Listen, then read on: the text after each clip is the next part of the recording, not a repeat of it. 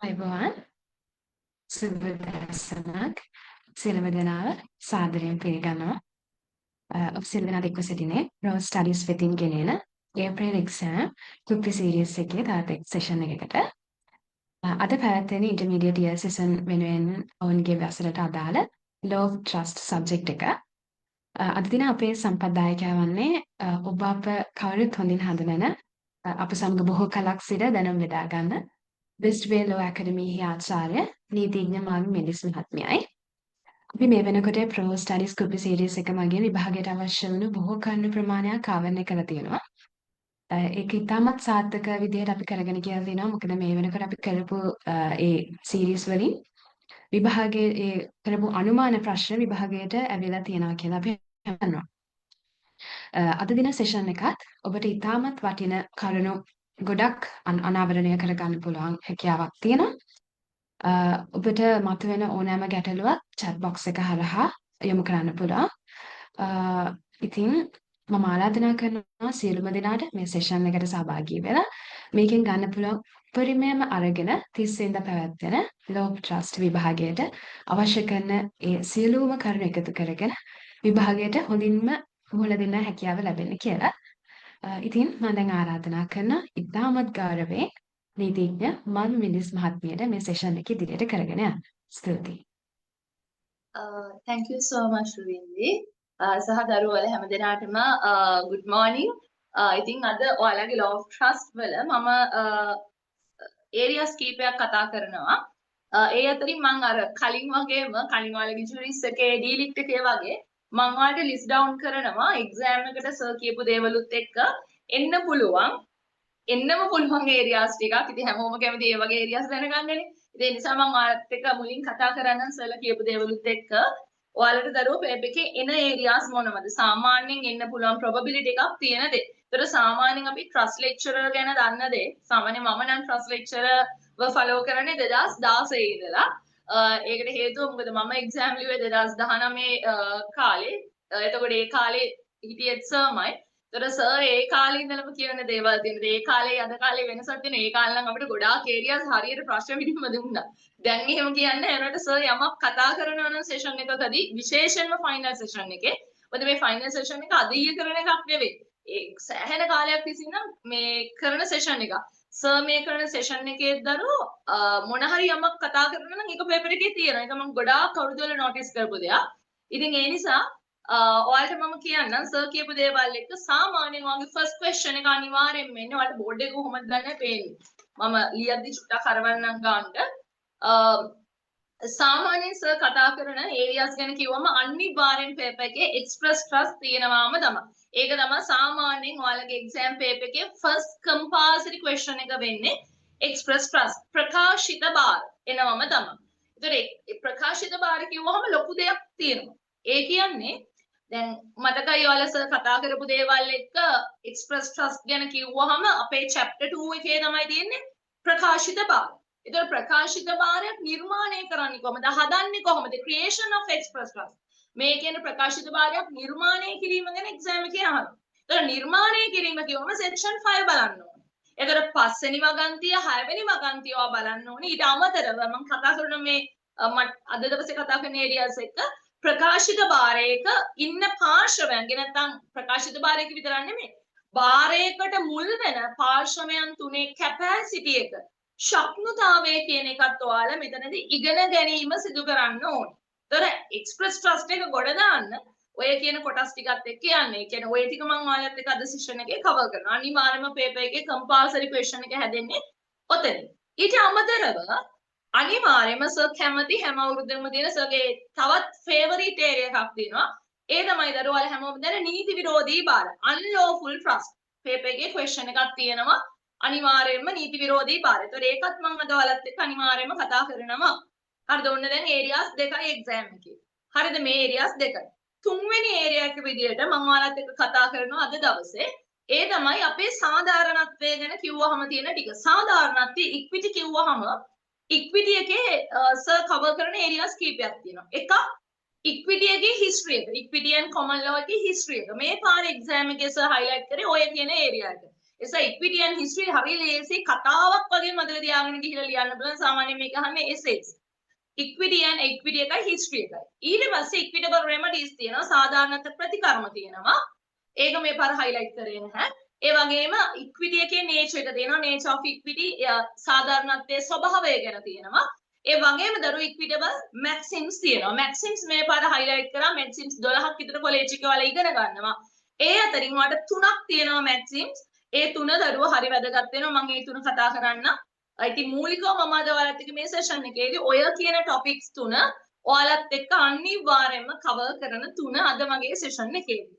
දැන් ඔය තුන විතරක් නෙවෙයි එක්සෑම් එකේ එතකොට එක්ස්ප්‍රස් ට්‍රස්ට් වලින් එකයි අන්ලෝෆුල් ට්‍රස්ට් එකකින් එකයි ඉක්විටි පාර්ට් එකෙන් ක්වෙස්චන් බොහෝ විට ලකුණු 16ක් 16 දෙකක් වෙන්නත් පුළුවන් නැත්නම් 16 ලකුණු 8ක් වෙන්න පුළුවන්. ඒතකොට එතනින් ක්වෙස්චන්ස් දෙකක් තියෙයි වල අනිවාර්යයෙන්ම.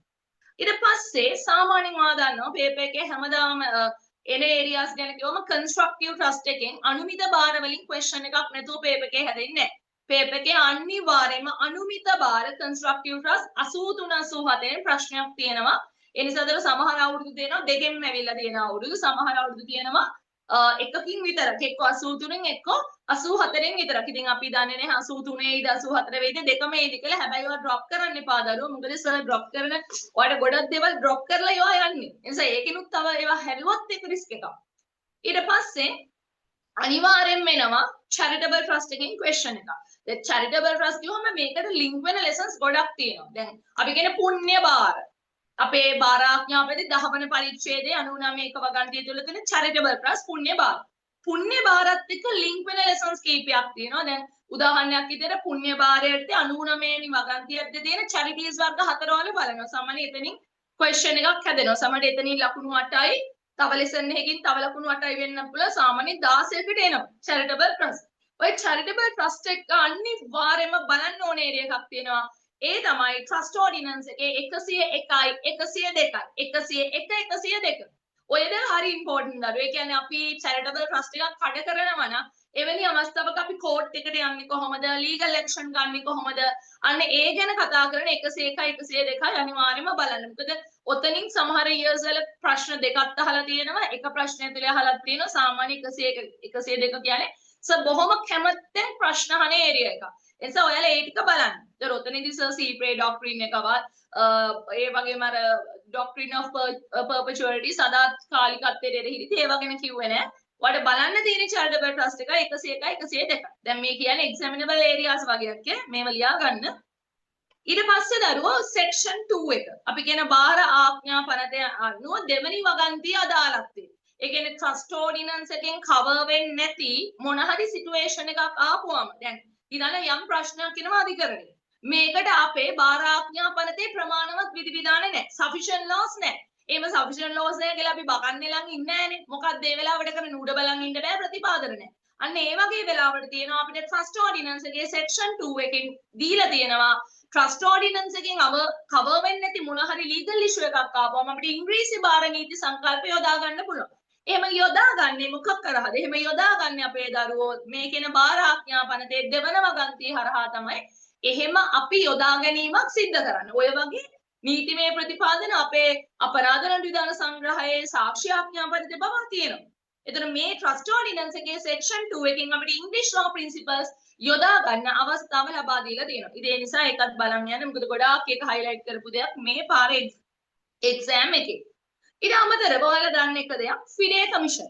පීත කොමිසම. ඒ කියන්නේ ඔයා ඉගෙන ගන්නවා trust එකත් එක්ක link වෙන concepts කීපයක්. trust and contract, trust and gift, trust and agency relationship කියලා ඒවත් එක්ක trust and FIDE commission. මේ පාර highlight කරේ trust and FIDE commission කියන එකට බාරය සහ පීත කොමිසම. එතකොට බාරය සහ පීත කොමිසම කියන එක දරුවෝ exam එකට හොඳට බලාගෙන යන්න. මොකද ඒකෙන් අනිවාර්යයෙන්ම ඔයාලට question එකක් තියෙයි. ඊට පස්සේ අවසාන area එක ඒ තමයි trustees ලගේ duties liabilities කියන එක. ඒ නිසා ඒක මේ පාරේ කියන්නේ මට තේරිච්ච විදිහට public trust ordinance එක public trustee මහබාරකාර ආඥා පනතේ ඉන්න මහබාරකරු ගැන එහෙම මුකුත් කතා කළේ නැහැ. ඒ කියන්නේ මේ පාරේ trust ordinance එකේ ඉන්න trustee ගේ duties එයාගේ responsibilities අනේ side එක cover කරાવી. ගොඩාක් වෙලාවට exam එකේ මේ පාර ඉතින් දරුවෝ මේ ඒරියාස් හොඳට බලාගෙන යන එක්සෑම් එකට ඔයාලා මම ලිස්ට් ඩවුන් කරේ ඒරියාස් ටික. මේ අතරින් තුනක් මම අද සෙෂන් එකේ ඔයාලත් එක්ක කතා කරනවා. එතකොට අනිවාර්යයෙන්ම හොඳට බලාගෙන යන්න පේපර් එකේ හොඳ දෙයක් කරන්න ඔයාලට හැකියාව ලැබෙන ඔය ටික බලන් ගියොත් අන්තික ට්‍රස්ට් කියන්නේ ඔයාලගේ සතුටට කාරණේ ලෙක්චරර් දරුවෝ ලකුණු දෙනවා. සාමාන්‍යයෙන් ළමයි 80 ගණන් ගන්නවා මේ සබ්ජෙක්ට් එකට 80 ගණන් 90 ගණන් කිට්ටු වෙන්න ගන්නවා.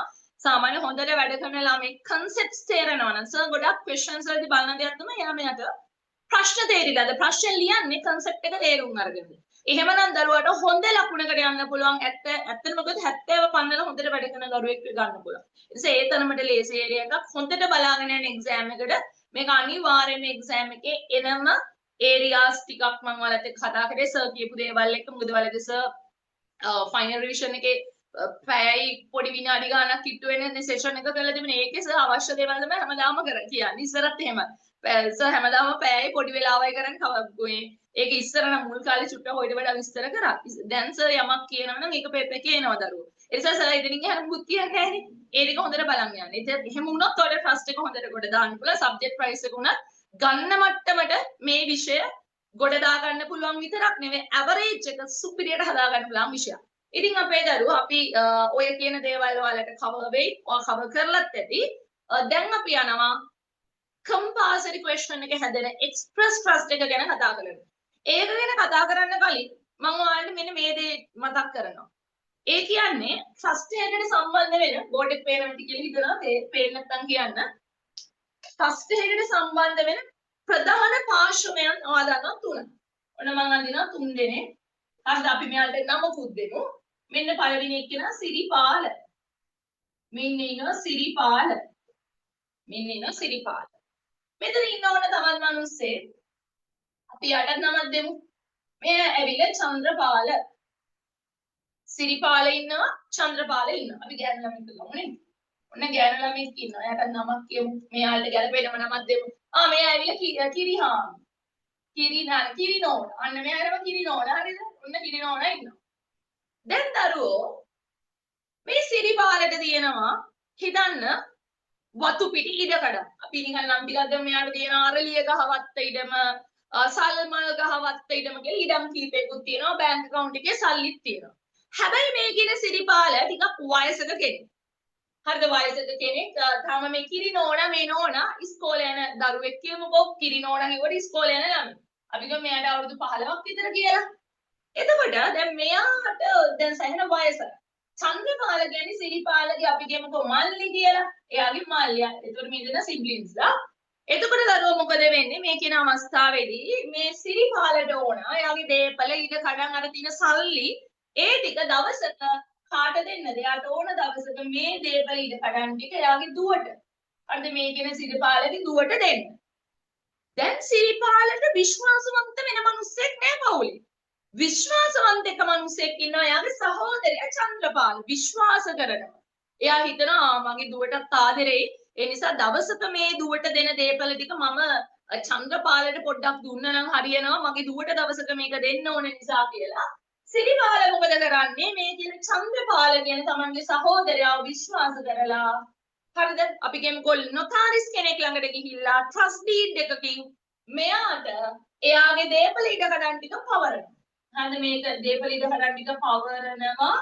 හරිද? ට්‍රස්ට් ඩීඩ් එකකින් මෙයාව විශ්වාස කළා. මේ ට්‍රස්ට් කියන්නේ දරුවෝ විශ්වාසය මත ගොඩනගෙන රිලේෂන්ෂිප් එකක්. ඒක කඩ කරපුවම අපි කෝට් එකට ගිහිල්ලා රෙමඩීස් කියන්නේ කෝට් එකට ගිහිල්ලා ලීගල් ඇක්ෂන් ගන්න බලාපොරොත්තු වෙනවා. එතකොට මෙයාව ට්‍රස්ට් කරලා දෙන්නේ මේ නිසා මෙයාව ට්‍රස්ට් කරලා දෙන නිසා අපි මෙයාට කියනවා කවුද? මෙයාට අපි කියනවා ට්‍රස්ටි කියලා කියනවා. ට්‍රස්ටි බාරකරුවා කියලා කියනවා. මොකද මෙයා එයාගේ බාරේ බාර දෙන කෙනා, බාර ගන්න කෙනා, බාරකරු ට්‍රස්ටි. එතකොට මෙතන ඉන්නවා ඒ බාරය නිර්මාණය කරන කෙනා. දැන් අපි පොතක් ලියන කෙනාට කියනෝනේ author. the trust එක හදන කෙනා, create කරන කෙනා, නිර්මාණය කරන කෙනා නිසා මෙයාට අපි කියනවා author of the trust. බාරය ඇති කරන මිනිස්සයා author of the trust. එහෙම නැත්නම් අපි කියනවා settler of the trust. බාර සංස්ථාපන කළු. ඒ සදර සිංහලෙන් ඔයාලා පේපර් වල දකි බාරකර්තෘ කියන වචනේ ඊට පස්සේ සංස්ථාපන කරු කියන වචනේ author settler. author of the trust, settler of the trust. බාරය නිර්මාණය කරන මිනිස්සයා. මේ තමයි බාරය ඇති කරන්නේ. දැන් දරුවෝ මේ කියන සිරිපාල මේ තමන්ගේ සහෝදරයව ට්‍රස්ටි කෙනෙක් බවට පත් කරන්නේ තමන්ගේ සහෝදරයාගේ වාසියට තමන්ගේ සහෝදරගේ පොකට් එකට වාසි ලැබෙන්න නෙවෙයි. ඒ කියන්නේ තමන්ගේ දුවගේ දවසක තමන්ගේ දුවගේ බෙනිෆිට් එක වෙනුවෙන් තමයි මේ මිනිස්සයා කටයුතු කරන්නේ. ඒ නිසා අපිට දුවට බෙනිෆිට් එක දෙන්නේ තාත්තා. තාත්තට ඩිරෙක්ට්ලි මේක දෙන්න බෑ. දුව තමයි මයින් කෙනෙක් බලවයස්කාරයෙක්. දුවගේ බෙනිෆිට් එක වෙනුවෙන් මේ විදිහට කටයුතු කරන නිසා අපි දැන් දුවටනේ දවසක මේ දේපල ඉඩ කරන් ටික යන්නේ. එතකන් චන්ද්‍රපාල මේ දේපල ආරක්ෂා කරගෙන බලාගෙන කියාගෙන ඉන්නවා. ඒ නිසා දරුවෝ අපි මෙයාට කියනවා බෙනිෆිෂරි කියලා කියනවා. මෙයා ඇවිල්ලා කවුද බෙනිෆිෂරි කෙනෙක්. දවසක මේ දේපලෙන් ලාභයේ ප්‍රයෝජනය ගන්න නිසා අපි මෙයාට කියනවා බෙනිෆිෂරි එහෙම නැත්නම් අර්ථලාභියා. මේ දේපලේ බෙනිෆිට් එක ගන්න කෙනා. දැන් ඔයා දන්නවා මේ කියන බාරයක් මේ වගේ පාර්ශවයන් වල දකින්න පුළුවන්. ඒ වගේම සමහර බාර වර්ග තියෙනවා දර අපි කියන self declaration plus ස්වයං ප්‍රකාශිත බාර. එවැනි අවස්ථාවක එකම මිනිස්සයා තවත් චරිතයක් රඟපානවා. අර ටීක කියන්නේ ඩබල් ඇක්ටින් කියලා කියන්නේ. ඒ වගේ දැන් සමහර අවස්ථා දෙන self declaration trust එකේදී එකම මිනිස්සයා බාර කර්තෘත් වෙන බාර කරුවත් වෙන අවස්ථා තියෙනවා. එයාමයි බාරේ දේපල තමන් දරාගෙන ඉන්නවා. තමන් වෙනුවෙන් නෙමෙයි වෙන කෙනෙකුගේ බෙනිෆිට් එකකට තමන්ගේ දේපල තමන්ම දරන් ඉන්නවා වෙන කෙනෙකුගේ බෙනිෆිට් එකකට. අනේ ඒ වගේ self declaration trust උත් තියෙනවා. ඒ අරින්නේ සාමාන්‍යයෙන් අපි කියන බාරයක් ගත්තාම ඔය දකින්න ඔය වගේ පාර්ශවයන් ඉන්නවා. මේ පාර්ශවයන් අතර තියෙන සම්බන්ධතාවයෙන් මත ගොඩනැගිච්ච බාර වර්ග තමයි අපි මේක ඉගෙන ගන්න. එතකොට දැන් දරුවෝ ඔයා දන්නවා ඔයා ෆස්ට් ඉගෙන ගත්ත කොන්ට්‍රැක්ට් ලෝ. කොන්ට්‍රැක්ට් ලෝ ඉගෙන ගත්තී අපි ඉගෙන ගන්න කොන්ට්‍රැක්චුවල් කැපැසිටි කියලා. ගිවිසුමක් නම් ගිවිසුමකට එළඹෙන්න පාර්ශවයන්තර කැපැසිටි එකක් තියෙන්න ඕනේ. පොඩි එකේ පොඩි බට්ටෙක්ට ගිහිල්ලා ගිවිසුම් ගත වෙන්න බෑනේ අවුරුදු 18ට අඩු. ඒ වගේම දොර ඉන්සැනිටි කෙනෙක් ඉන්සැන් කෙනෙක්ට ඒ ගිවිසුමේ තියෙන වගකීම කොන්ට්‍රැක්චුවල් ටර්ම්ස් ඒව යාට තේරෙන්නේ නැහැ. ඒතර ඒ වගේ කෙනෙක්ට ගිවිසුම් ගත වෙන්න බෑ. එයා ඇවිල්ලා ඉන්සැන් කෙනෙක් එයාගේ මානසික ගැටලුවක් තියෙන කෙනෙක් බීලා හොඳට කසිප්පු කාලක් හරි මොන හරි ගහලා ඉවර වෙලා හොද්දට මත් වෙලා ඉන්නේ. ඒ මොහොතට ඔයාලා ඉගෙන ගන්න රංගනස් යටතේ ඒ මොහොතේ යාට කොන්ට්‍රැක්චුවල් කැපැසිටි ගැන වෙරි හිඳිලා යථා ස්වරූපයට ආවයන් පස්සේ තමයි මේ ගිවිසුම් ශක්තිතාවය එන්නේ. ඒ වගේ ඔයාලා කීපයක් ඉගෙන ගන්න. ඒ වගේ දරුවෝ ඉගෙන ගන්න ඕනේ ට්‍රස්ට් එකකට සම්බන්ධ වෙන මේ පාර්ශවයන්ට දෙන ගිවිසුමික හැකියාව. ඒ කියන්නේ ඔයා පාඩම් කරද්දි දැනගන්න ඕනේ මේ බාර කර්තෘ කියන්නේ කවුද? බාර කර්තෘ කියන්නේ කවුද? බාර ඒ කියන්නේ ඕතර් සෙට්ලර් කියන්නේ කවුද? ට්‍රස්ටි බාර කරුවා කියන්නේ කවුද? බෙනිෆිෂරි අර්ථලාභියා කියන්නේ කවුද කියන එකේ ලීගල් ඩෙෆිනිෂන් එක බලන්න. ඔයාලා දන්නවා බෙනිෆිෂරි කියන ඩෙෆිනිෂන් එක 2018 අංක 6 ගන්න බාර සංශෝධන පනතින් සංශෝධනයට ලක් වෙලා තියෙනවා. මොකද මුල් ඔරිජිනල් ඇක්ට් එකේ 1917 ඇක්ට් එකේ තියෙන්නේ බෙනිෆිෂරි කියන ඩෙෆිනිෂන් එක ඇතුළේ තියෙන එක්කෙනෙක්ව රෙප්‍රසන්ට් වෙන එක තනි මිනිස්සෙක්ව.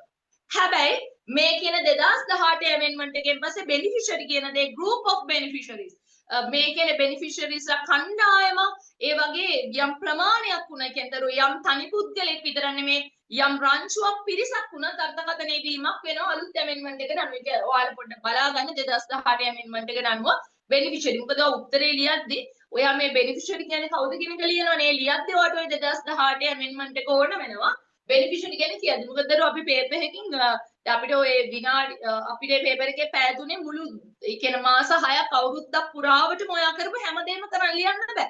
හැබැයි ඔයාට පුළුවන් දෙයක් කරන්නේ තමයි ඒ ඔයා මාස 6 අවුරුද්දේ පුරා කරපු දේවල් අත්‍යවශ්‍ය දැනුම ඒ දේවල් ඔයාගේ පේපර් එකේ අවශ්‍ය තැන් වලට ඔයාට මේ මෙන්ෂන් කරන්න බලා අවශ්‍ය තැන් වලට ඔයාට ලියන්න පුළුවන්. අන්න ඒක තමයි මෙතනදී ගොඩක් වටින්නේ වැදගත් වෙන්නේ. ඒ නිසා ඔයාලට පුළුවන් ඕක ලියද්දි මේ අනුව බෙනිෆිෂරි කියන්නේ මේ ට්‍රස්ට් ඕඩිනන්ස් එකට අනුව මේක න නමුත් මේක 2018 අංක 6 දාන්න බාර සංශෝධන පනත ගනුව මේ බෙනිෆිෂරිගේ නිර්වචනය වෙනස් වෙලා තියෙනවා කියලා ඒක ගැන කියන්නේ. ඊට පස්සේ දරුවා බලන්නේ මේ එක් එක්කෙනාගේ කැපැසිටි එක මොන වගේද? මොන වගේ කැපැසිටි එකක්ද තියෙන්නේ කියන එක. දරුවා මේ ගැන බලද්දි බාර කර්තෘ. දැන් බාර කර්තෘ කියන්නේ බාරේ නිර්මාණය කරන කෙනානේ. ඒතර අනිවාර්යයෙන්ම ඔයාලට තේරෙන්නට මම මේගොල්ලන්ට අවශ්‍ය ලීගල් කන්සෙප්ට්ස් ටික දරුවාත් එක්ක කතා කරගෙන යන්නේ. හරිද? අනිවාර්යයෙන්ම ඔයාගේ ඔළුවේ ඔයා දැනගත යුතු දෙයක් තමයි මේ කියන බාර කර්තෘ කියන කෙනා ගැන කියද්දි බාර කර්තෘගේ කැපැසිටි එක කියද්දි ඔයා දැනගන්න ඕන පොයින්ට්ස් කීපයක් තියෙනවා. බාර කර්තෘ කියන්නේ කවුද?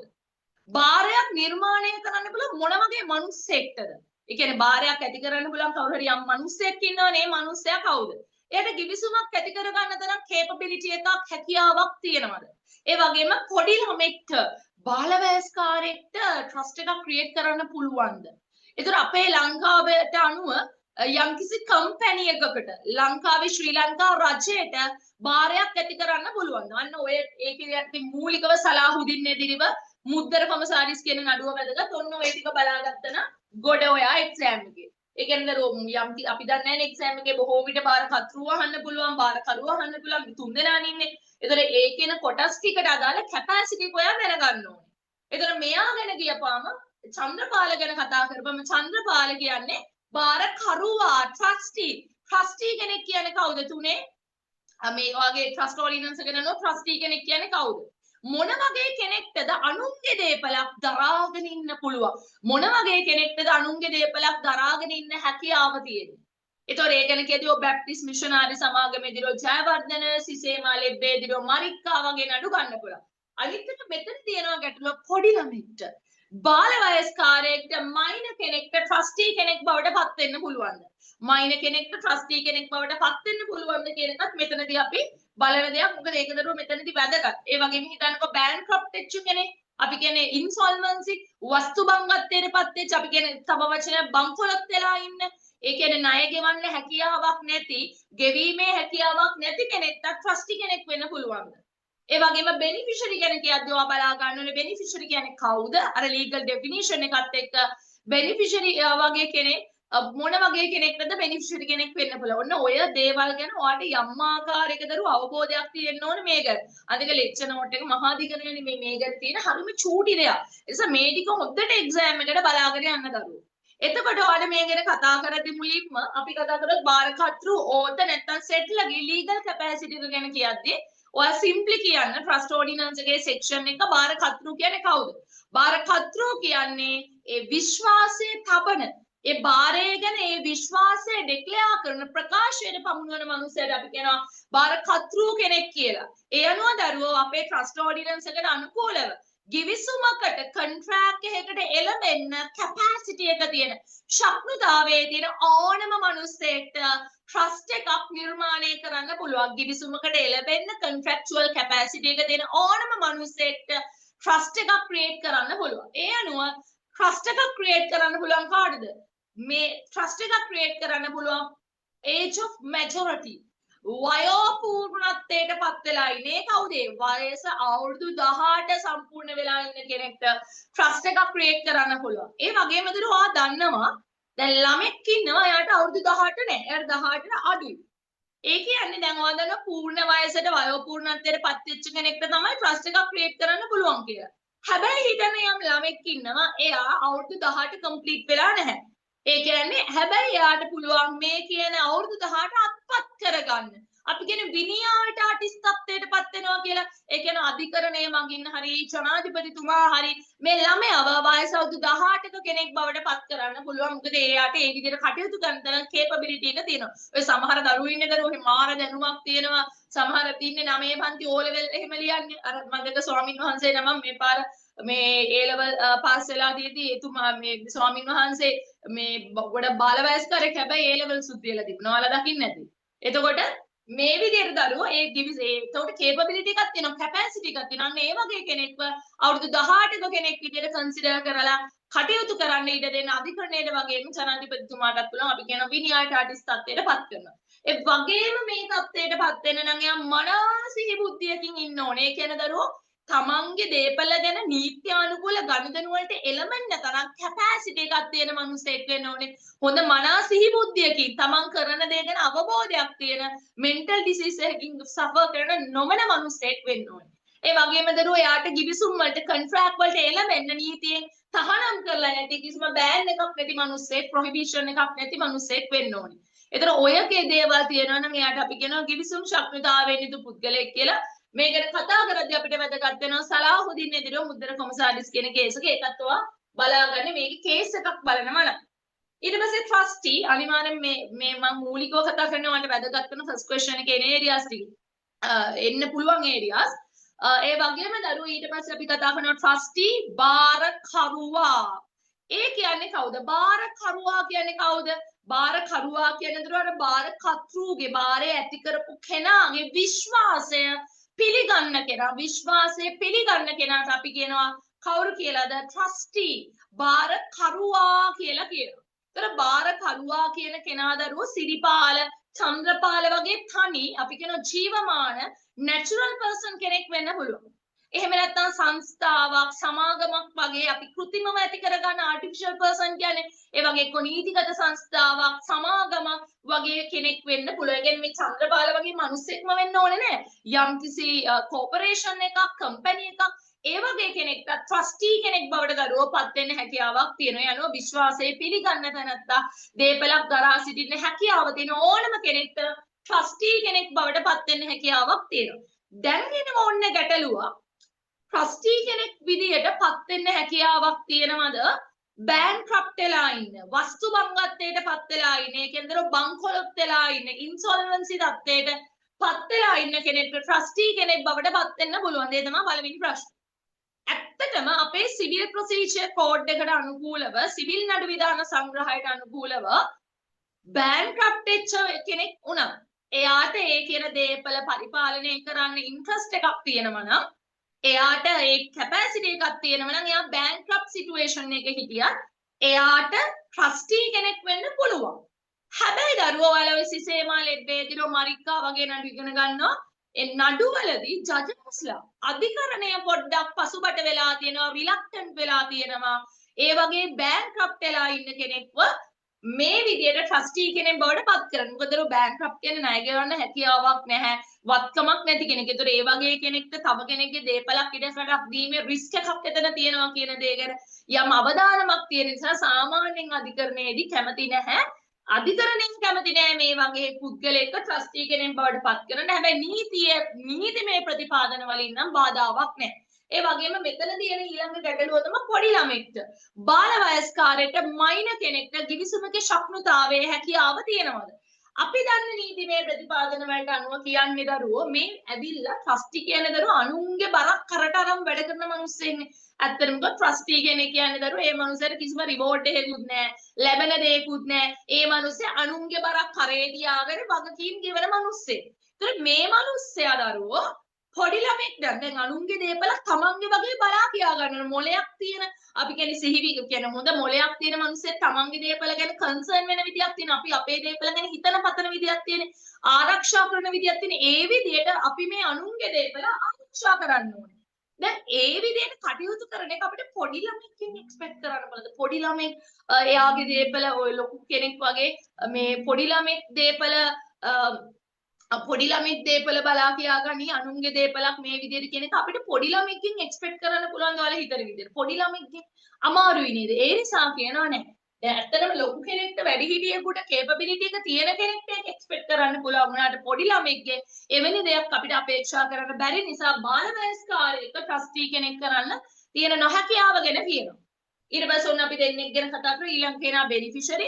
බෙනිෆිෂරි කියද්දි දරුවා 2018 අංක 6 දන්න බාර සංශෝධන පනතට අනුව බෙනිෆිෂරිගේ නිර්වචනය වල පාඩම් කරගන්න ඕනේ. එනවා බෙනිෆිෂරි කියන්නේ කවුද? යම් තැනැත්තෙකුගේ මේ කියන විශ්වාසය පිළිඅරන් තියෙන යම් තැනැත්තෙකුගේ බෙනිෆිට් එකටද නැත්නම් යම් ගෲප් එකක තැනැත්තන් පන්තියක බෙනිෆිට් එකටද තැනැත්තන් පන්තිය හෝ තැනැත්තා තමයි බෙනිෆිෂරි අර්ථලාභියා කියලා කියන්නේ.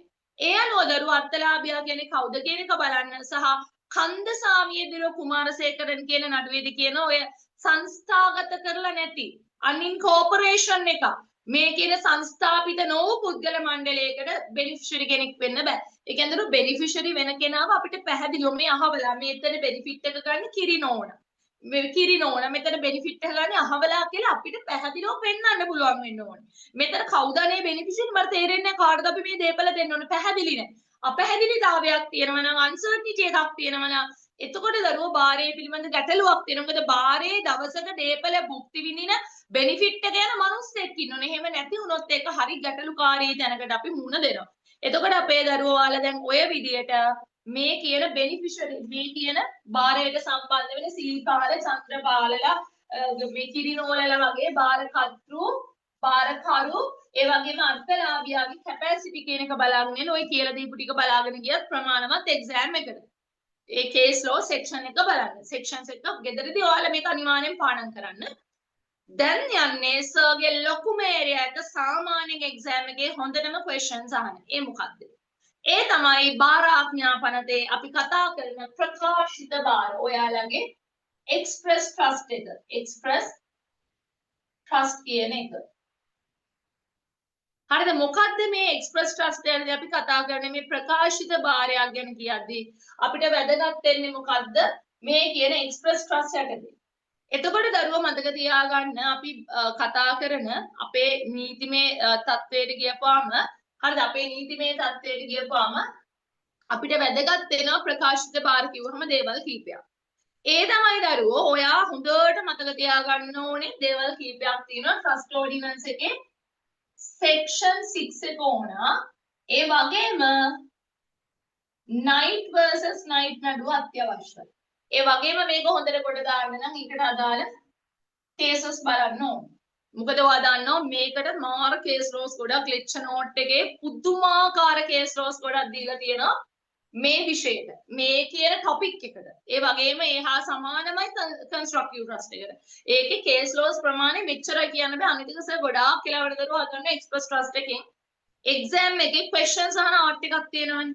ඒ ප්‍රශ්න අහන ආර්ට් එක ගත්තාම සමහර years වල වගේ මේක essay questions අහලා තියෙනවා. හැබැයි essay questions අහලා තියෙන අඩුවෙන්. පරණ papers වල ටිකක් අහලා තියෙනවා. අලුත් papers වල අඩුයි.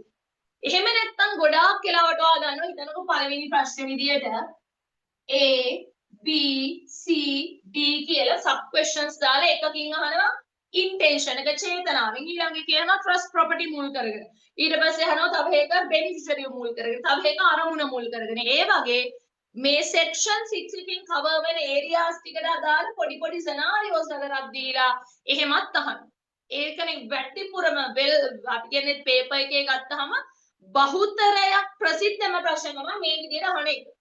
සමහර years තියෙනවා පළවෙනි ප්‍රශ්නේ අයන්න කියලා essay එකක පොඩි කෑල්ලක් අහන උදාහරණයක් විදිහට හිතන්නකෝ බාරයක් නිර්මාණය කිරීමේදී අනුගමනය කරන්න ඕනේ ඒ procedure එක කාර්යපටිපාටියකට අහනවා. ඒ කියන්නේ section 5 එකෙන් අහන්න පුළුවන්.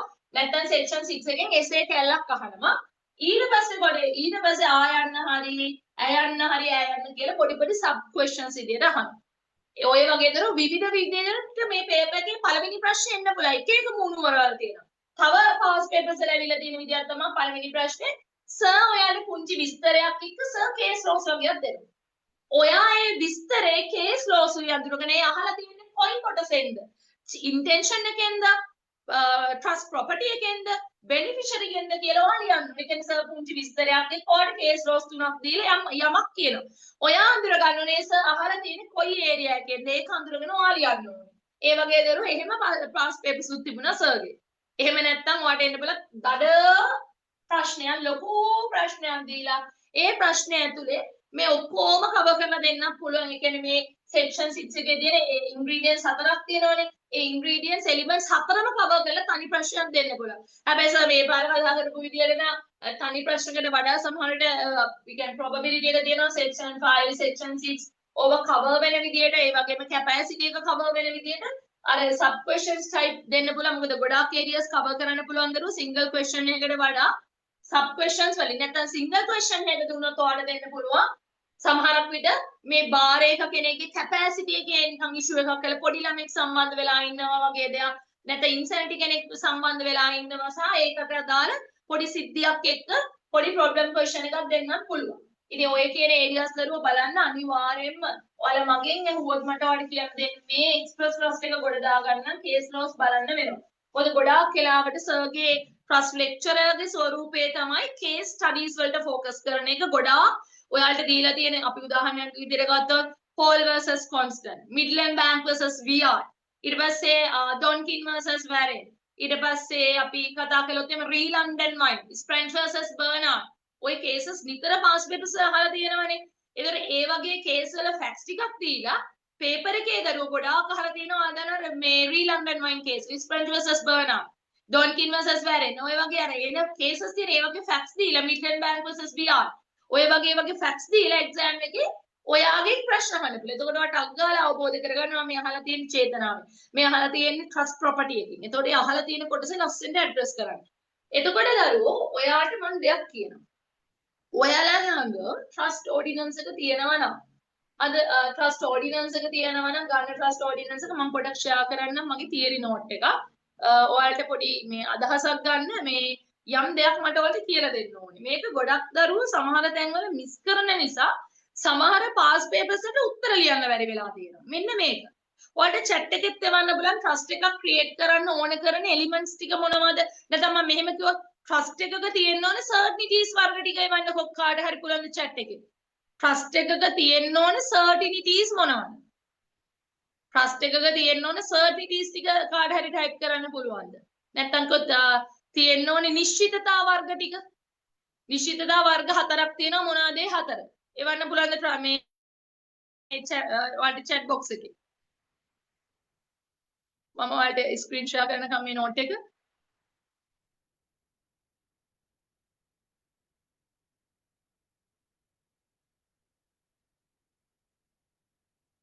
එවන්න පුළුවන්ද? ඔයාලා දැන් ලෑස්ති වෙලා ඉන්නේ එක්සෑම් එකට අපේ කට්ටිය?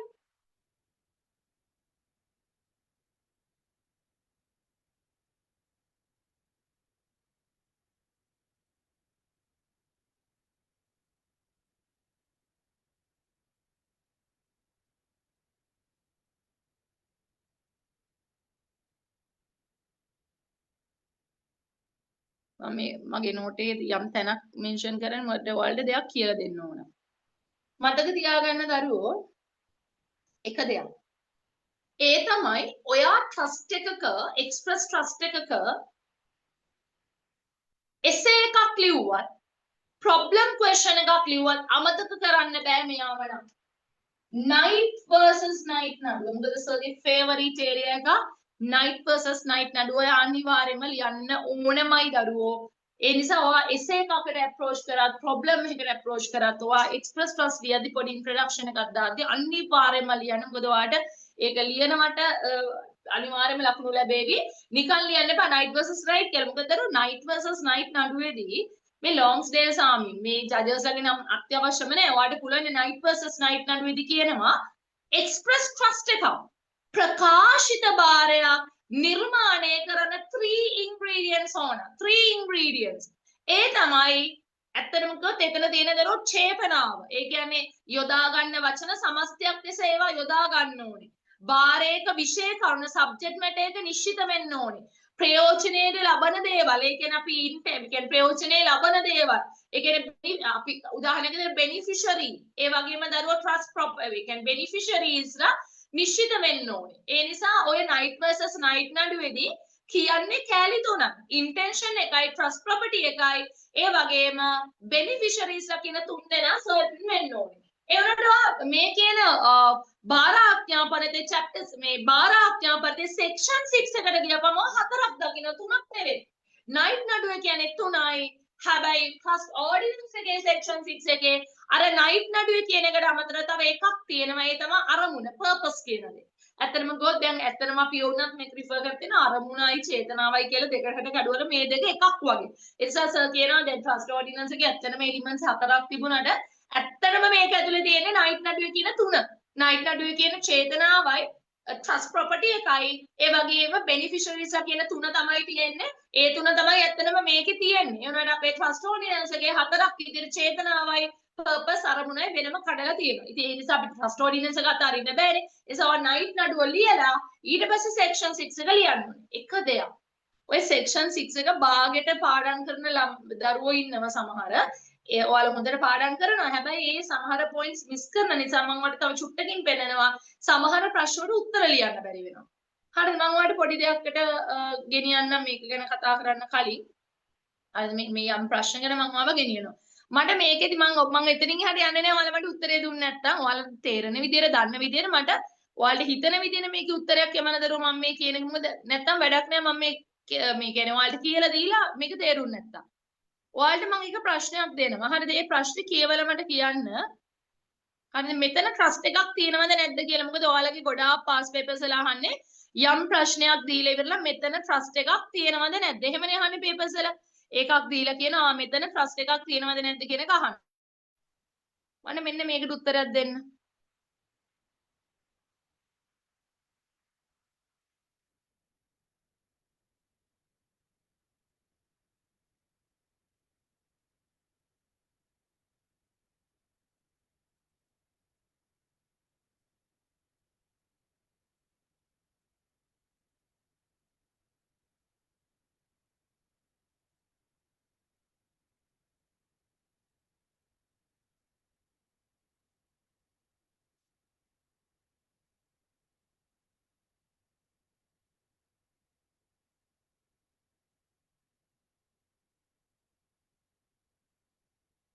මෙන්න මේක.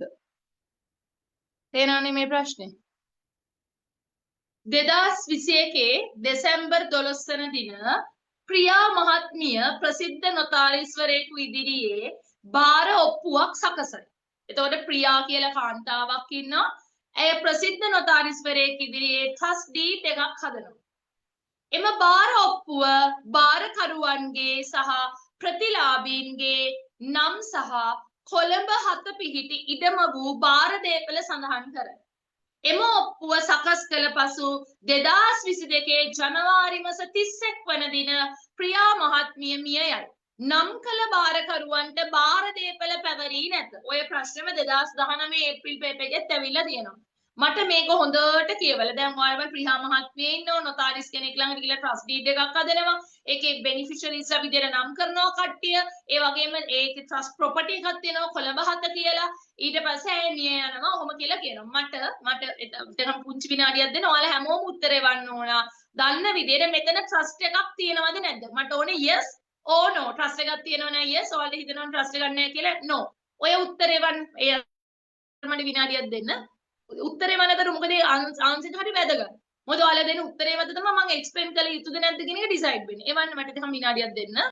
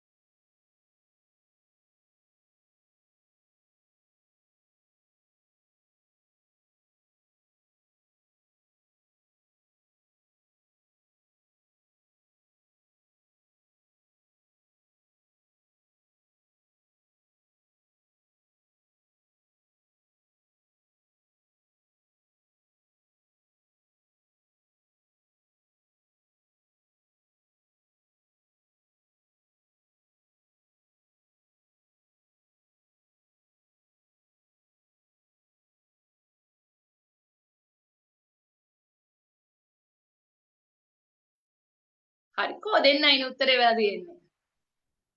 very good. ඒවල දෙන්නගේ උත්තරේ හරියටම හරි.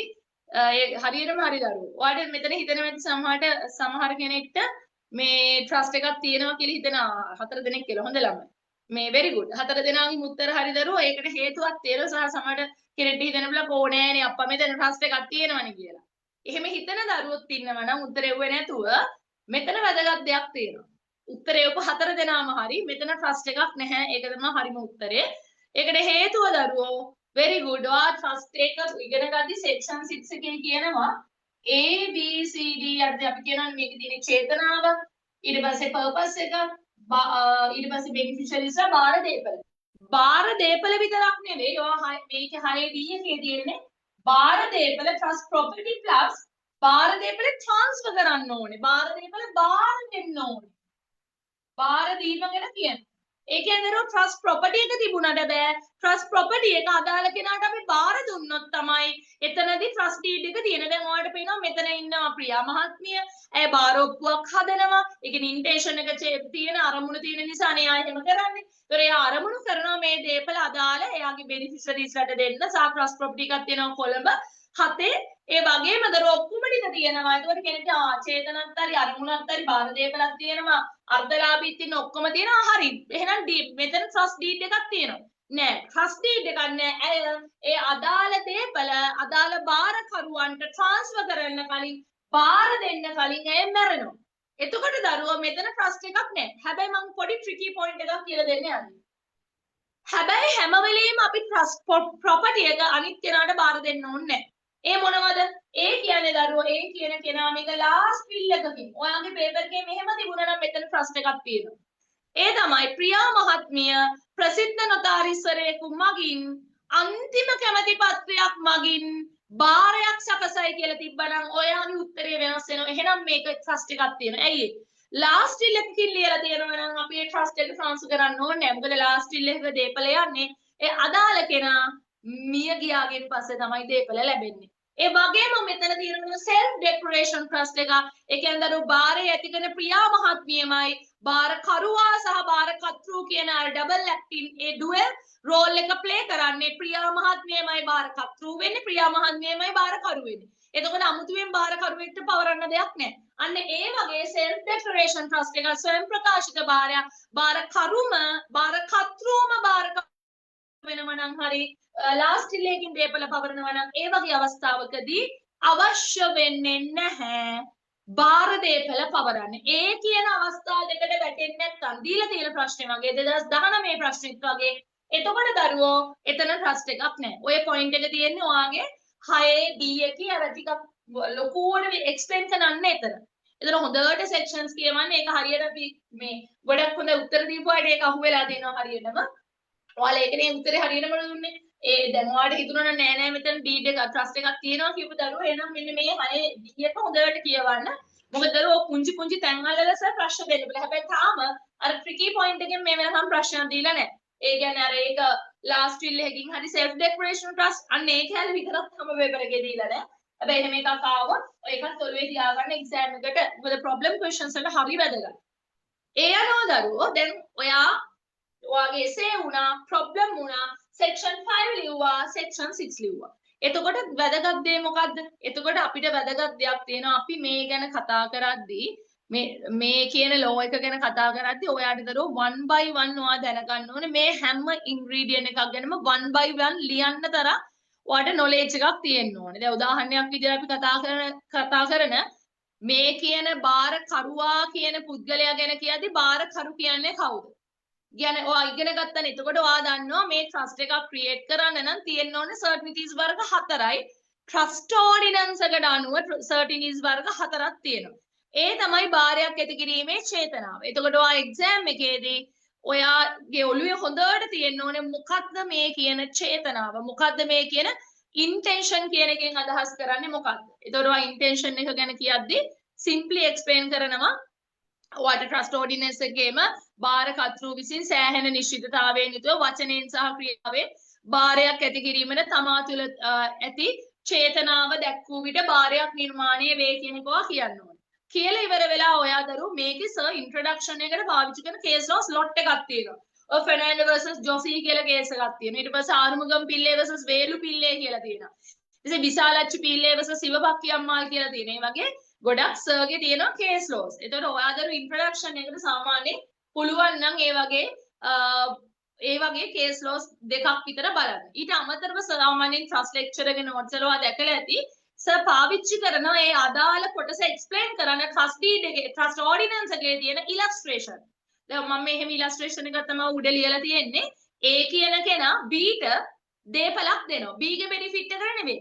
C කියන කෙනාගේ අර්ථලාභය වෙනුවෙන් සුදුසු නිවැරදි දෙයක් කරයි කියන පූර්ණ විශ්වාසයෙන් සුදුසු නිවැරදි දෙයක් කරයි කියන පූර්ණ විශ්වාසයෙන් A කියන කෙනා B ට දේපලක් දෙනවා. එතකොට A සහ C කියන දෙන්නගේ ඒ සම්බන්ධතාවයේ තියෙන කම්බාරයක් නිර්මාණය වෙනවා. ඉතින් ඔන්න ඕක අපිට වැදගත් වෙනවා ඔය ගැන කතා කරද්දී. ඒතර ඒ වගේ පොඩ්ඩක් උදාහරණයක් මතක නම් දැන් මේ වෙලේ ඒව පාඩම් කරලා නැත්නම් අලුතෙන් පාඩම් කරන්න යන්න එපා දරුවෝ. මොකද මේ වෙලේ ඔයාලට මම හිතන්නේ ලොකු දෙයක් අලුතෙන් කියන්නේ පුළුවන් නම් බලන්න ඉලස්ට්‍රේෂන් එක. හැබැයි අත්‍යවශ්‍ය නැහැ පාඩම් කරපු දරුවෙක් ආයෙ මතක් කරගන්න.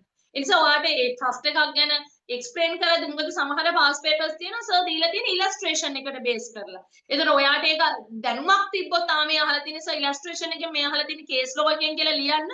ඒතකොට ඔයා අඳුනාගෙන ලියනවට කියන්නේ ඔයාලට ලකුණකට හොඳ යන්න පුළුවන්. ඒ නිසා පුළුවන් නම් බලන්න වෙලාවක් තියෙනවා නම් චුට්ටක් බලාගන්න. ඒ නිසා අනිවාර්යෙන් කරු මෙතන මට 1 by 1 කේස් ලොස් කතා කරන්න වෙලා නැහැ. මොකද සර්ගේ ලෙක්චර් නෝට් එකේ මාර කේස් ලොස් ගොඩක් තියෙනවා. ඒතර ඔයා මේක පාඩම් කරද්දී ඔය ලාස්ට් ෆිල් ඉස්සර පුළුවන් ගෙවල් වල මිනිහෙක් අර ගෙවල් වල ලාස්ට් ෆිල් හදන දැන් වගේ නොතාලිස් කෙනෙක් ළඟට යන එක කම්පල්සරි නෑනේ. ඒ නිසා ඉස්සර මේ ට්‍රස්ට් ඩීඩ් හදාද්දී අපිට ගෙදර හදන්න පුළුවන්. ඒ නිසා ගොඩාක් ඔය හැරිසන් versus ගිබ්සන් වගේ නඩු ගත්තත් రీ ඇඩම්ස් and කින්සින්ග්ටන් versus වෙස්ට්‍රි කියන නඩු ගත්තත් ඒ කේසස් වලදී ඒ ගෙවල් වල හදපු අන්තිම කැමැතිපත්‍ර ගැන කතා කරනවා. ඒතකොට ගොඩක් වෙලාවට ගැටලුව වෙන්නේ මේක ට්‍රස්ට් එකක්ද මේක ගිෆ්ට් එකක්ද? මේගොල්ලෝ මේ දේපල පවර්ලා තියෙන ආකාරයෙන්ද ට්‍රස්ට් එකක් වෙනවද ගිෆ්ට් එකක් වෙනවද කියන කාරණේ තමයි ගොඩාක් වෙලාවට එන්නේ. දැන් හැරිසන් versus ගිබ්සන් නඩුවේදී ගැටලුව වෙන්නේ අන්න ඔය කියන කාරණේ. ඒ ලාස්ට් ෆිල් එකේ යාගේ එක ක්ලෝස් එකක තියෙනවා මන් සතු වෙලා තියෙන. අපි පදිංචි වෙලා ඉන්න බංගලාව බිරිඳ ට්‍රස්ට් එකක් විදිහට දරන්න ඕනේ. ඒ කියන්නේ ඇය ජීවත් වෙලා ඉන්න කාලය තුල අපේ බංගලාවේ බංගලෝ එකේ ජීවත් වෙන්න පුළුවන්. ඇය මැරුණාගෙන් පස්සේ මේ බංගලෝ එක විකුණලා ඒ ලැබෙන මුදල් equal amount එකකට යාලගේ ළමයි අතර බෙදෙන්න ඕනේ. එතකොට ආපු ගැටලුව මේක බිරිඳට දීපු තෑග්ගක්ද ට්‍රස්ට් එකක්ද අධිකරණයේ කියනවා මේ පාවිච්චි කරලා තියෙන වචනත් එක්ක මේක බිරිඳ වෙනුවෙන් දීපු තෑග්ගක් නෙමෙයි ට්‍රස්ට් එකක් කියලා. ඒ වගේ දරු කේස් ලොස් ගොඩාක් තියෙනවා. ඔයාලා බලාගෙන යන එක්සෑම් එකට ඒ අතරින් මේ මිඩ්ලන්ඩ් බැංක් versus වියාඩ් කේස් එක එහෙම ඔයාලගේ පාස් පේපර්ස් වල අහලා තියෙනවා. මේ කියන්නේ මේවා අර වැදගත්. මොකද චීටින් නැත්නම් ෆ්‍රෝඩ් එකක් ගැන කතා කරන කේස් එකක්. ඔයාලට මතක නම් අර වියාඩ් මහත්තයා බිස්නස් කරනවා. දැන් බිස්නස් කරද්දී මිනිස්සු සක්සස් වෙන්න පුළුවන්. ඒ මිනිස්සු කඩාගෙන වැටෙන්න පුළුවන්. ඒ නිසා දැන් මේ කියන වියාඩ් මහත්තයා එයාගේ වෛවාහික නිවස මැට්‍රිමෝනියල් හෝම් එක කියන කසාද බැඳලා දෙදෙනෙක් ජීවත් වෙන ගෙදර තියෙන්නේ. අන්න ඒ ගෙදර අපේට තියලා යම් ණය මුදලක් ගන්නවා. ඒතකොට බැරි වෙලාවත් මේ කියන වියාඩ් මහත්තයාට මේ සල්ලි ගෙවන්න බැරි වුණොත් මොකද වෙන්නේ? ඒ කියන ආබිට්‍රරි ක්‍රෝස් එකක් තියෙනවා. බේරුම් කරන වගන්තියක් ඒ කියන ණය ගෙවන්න බැරිනොත් අර ගෙදර තමයි ඒ වැඩේට හිලව් වෙන්නේ. ඒ කියන්නේ ගෙදර විකුණලා සල්ලි අය කරගන්න පුළුවන්. දැන් වියාඩ් මහත්තයාට තියෙන බිස්නස් ටික යන්නේ හරිම නරක තත්ත්වයකට තමයි යන්නේ. ඒ නිසා කොයි වෙලේ හරියට පාඩු වෙන්න පුළුවන්. ඉතින් මේ තත්ත්වෙටපත් වෙලා තියෙනවා. දැන් එයා දන්නවා අපේ ජීවත් වෙන ගෙදර අනිවාර්යෙන්ම ණයට හිලව් වෙනවා. ඒ නිසා එයා ටක් ගාලා මොකද කරන්නේ? බිරිඳව ට්‍රස්ටි කෙනෙක් බවට පත් කරලා ට්‍රස්ට් එකක් ක්‍රියේට් කරනවා. එතකොට ට්‍රස්ට් එකක් ක්‍රියේට් කරපුවම මේක දැන් ඒ කියන වියාඩ්ගේ ලීගල් ටයිල්ස් එක තියෙන වයිෆ්ටනේ. ඊට පස්සේ දැන් ණය ගෙවා ගන්න බැරුණාම කට්ටිය අර බේරුම් කරන වගන්තියට නෝ දැන් අර ගෙදර ගන්න යද්දි කියන අනේ දැන් මේ ගෙදර මට අයිති නෑ. මේ ගෙදර අයිති මේ මගේ වයිෆ් මේ ගෙදර ට්‍රස්ට් එකකට යටත් කරලා තියෙන කතාවක්. දැන් දරුවෝ මෙයා හොඳ මිනිස්සෙක් නම් ඔය කියන ගනුදෙනු ඔය අනිත් අයට කියනවනේ ඩික්ලෙයාර් කරන්නේ නෑ එහෙම කියන්නේ. හොරා වගේ සද්ද නැතුව ගේ අනිත් කෙනාට ට්‍රාන්ස්ෆර් කරනවා. එතකොට මෙතනදී ආපු දේ මේක සැබෑ ගනුදෙනුවක්ද නැත්නම් අර ගනුදෙනුවෙන් බේරෙන්න ඕන කමට කරපු දෙයක්ද? මොකද වයිෆ් ක්වෙස්චන් කරද්දි තේරෙනවා ඇත්තටම මෙයා මේ වයිෆ්ට මේ ගැන කිසිම අවබෝධයක් නැහැ. ඔහේ කිසිම අවබෝධයක් දැනීමක් තැකීමක් නැතුව තමයි වයිෆ් ඔහේ මේ ඩීඩ් එකට සයින් කරලා තියෙන්නේ. ඒ අනුව පේනවා මෙතන අර එයා ඒ ණය ගනුදෙනුවෙන් බේරෙන්න ඇඟ බේර ගන්න කරපු ගනුදෙනුවක් බව තමයි මේකෙන් පැහැදිලි වෙන්නේ. ඒ නිසා මේක වංචනික විදියට දේපල පවරපු අවස්ථාවක්. එහෙම නැතුව ට්‍රස්ට් එකක් ඇති කරන රියල් ඉන්ටෙන්ෂන් එකකින් කරපු දෙයක් නෙවෙයි. ඒ කේස් එකෙන් පාස් පේපර්ස් වල අහලා තියෙනවා. ඒක බලන්න. ඊට පස්සේ අර අඹුසැමියන් මේ අපේ ඔයා දන්නවා අපේ ලංකාවේ දරුවෝ අනියම් භාර්යාවන්ට අනියම් පුරුෂයන්ට බාර ඇති කරන්න බෑ. හැබැයි ඉංග්‍රීසි නීතියේ අනියම් භාර්යාවන්ට අනියම් පුරුෂයන්ට බාර ඇති කරන්න පුළුවන්. අන්න ඒකට හොඳ උදාහරණ කේස් එකක් පෝල් versus කොන්ස්ටන්ට් කේස් එක. ඒ කේස් එක දරුවෝ ෆැක්ට්ස් බලාගෙන මොකද මේක වැදගත් කේස් එකක්. ඔය වගේ කේස් ගොඩාක් තියෙනවා ඔයාලට. මේ ගැන කතා කරද්දී ඩොන්කින් versus වැරෙන් බොක්සින් නඩුව ඒ වගේ කේසස් වලින් කීපයක් සැලකිය යුතු ප්‍රමාණයක් චේතනාව කියන එක එක්ස්ප්ලেইন කරන්න බලන්න. හැබැයි අරමුණු කියන එක නම් ලොකු දෙයක් නැහැ. අරමුණු එකේ මේන් කේස් එක ක්ලොක්මෙල් versus මාටින් කියන කේස් එක අර නූල් නිපදවන්නයි රෙදි දෙන මිනිස්සයාගේ නඩුව. ඒ කේස් එක විතරයි තියෙන්නේ. ඉතින් මේ තව ඔය ක්ලේටන් versus රම්ස්ඩෙන් වගේ දෙන හැබැයි මේන් කේස් එක ක්ලොක්මෙල්. ඒක හොඳට බලා ගන්න. ඊට පස්සේ අපි කතා කරොත් එහෙම අත්ලාභී නිශ්චිතතාවය. ඒතර අත්ලාභී නිශ්චිතතාවයට ගියපුවම ඒක 6C වගන්තිය කියන්නේ බාරයේ යටතේ බෙනිෆිට් එක ලබන මිනිස්සයා දරුවෝ නිශ්චිත වෙන්න ඕනේ, සර්ටන් වෙන්න ඕනේ. ඒ කියන කෙනා දරුවෝ අර මඩේ හිටවපු ඉන්න වගේ වෙනස් වෙන්න බෑ. මේ බාරයේ බෙනිෆිට් එක ගන්න සිරිපාල. මේ බාරයේ බෙනිෆිට් එක ගන්න අපේ පවුලේ සියලුම ළමුන්. ඒ වගේ දරුවෝ බෙනිෆිෂරීස්ලා කියන දෙනා නිශ්චිත වෙන්න ඕනේ. චේතනාව නිශ්චිත වෙන්න ඕනේ, අරමුණ නිශ්චිත වෙන්න ඕනේ, බෙනිෆිෂරි නිශ්චිත වෙන්න ඕනේ. බෙනිෆිෂරි මේ ඉන්ට්‍රස්ට් එක ගැන කතා කරද්දී ඒකෙත් ඔයාලගේ ට්‍රස්ට් ඕඩිනන්ස් එකේ තියෙනවා ඉලස්ට්‍රේෂන් එක. දැන් මේ ඉලස්ට්‍රේෂන් එක බලුවොත් A කියන කෙනා B ට ප්‍රොපර්ටිස් දෙනවා. දීලා කියන්නේ මොකද්ද? C ගේ පවුලේ සමාජිකයන් අතරින් දේපල ලැබීමට වඩාත් යෝග්‍ය තැනැත්තට දේපල දෙන්න. දැන් දරුවෝ වඩාත් යෝග්‍ය තැනැත්තා කියන්නේ කවුද?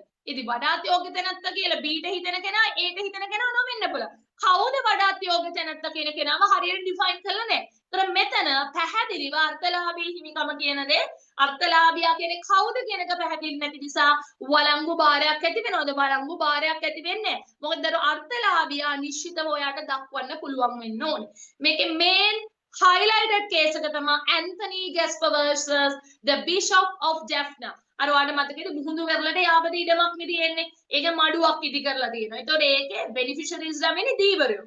ඒ දීවරය යන්න පුළුවන් එයාලගේ බෝට්ටු දීවර ආම්පන්න මේ කියන ඉඩම මත තබා ගන්න.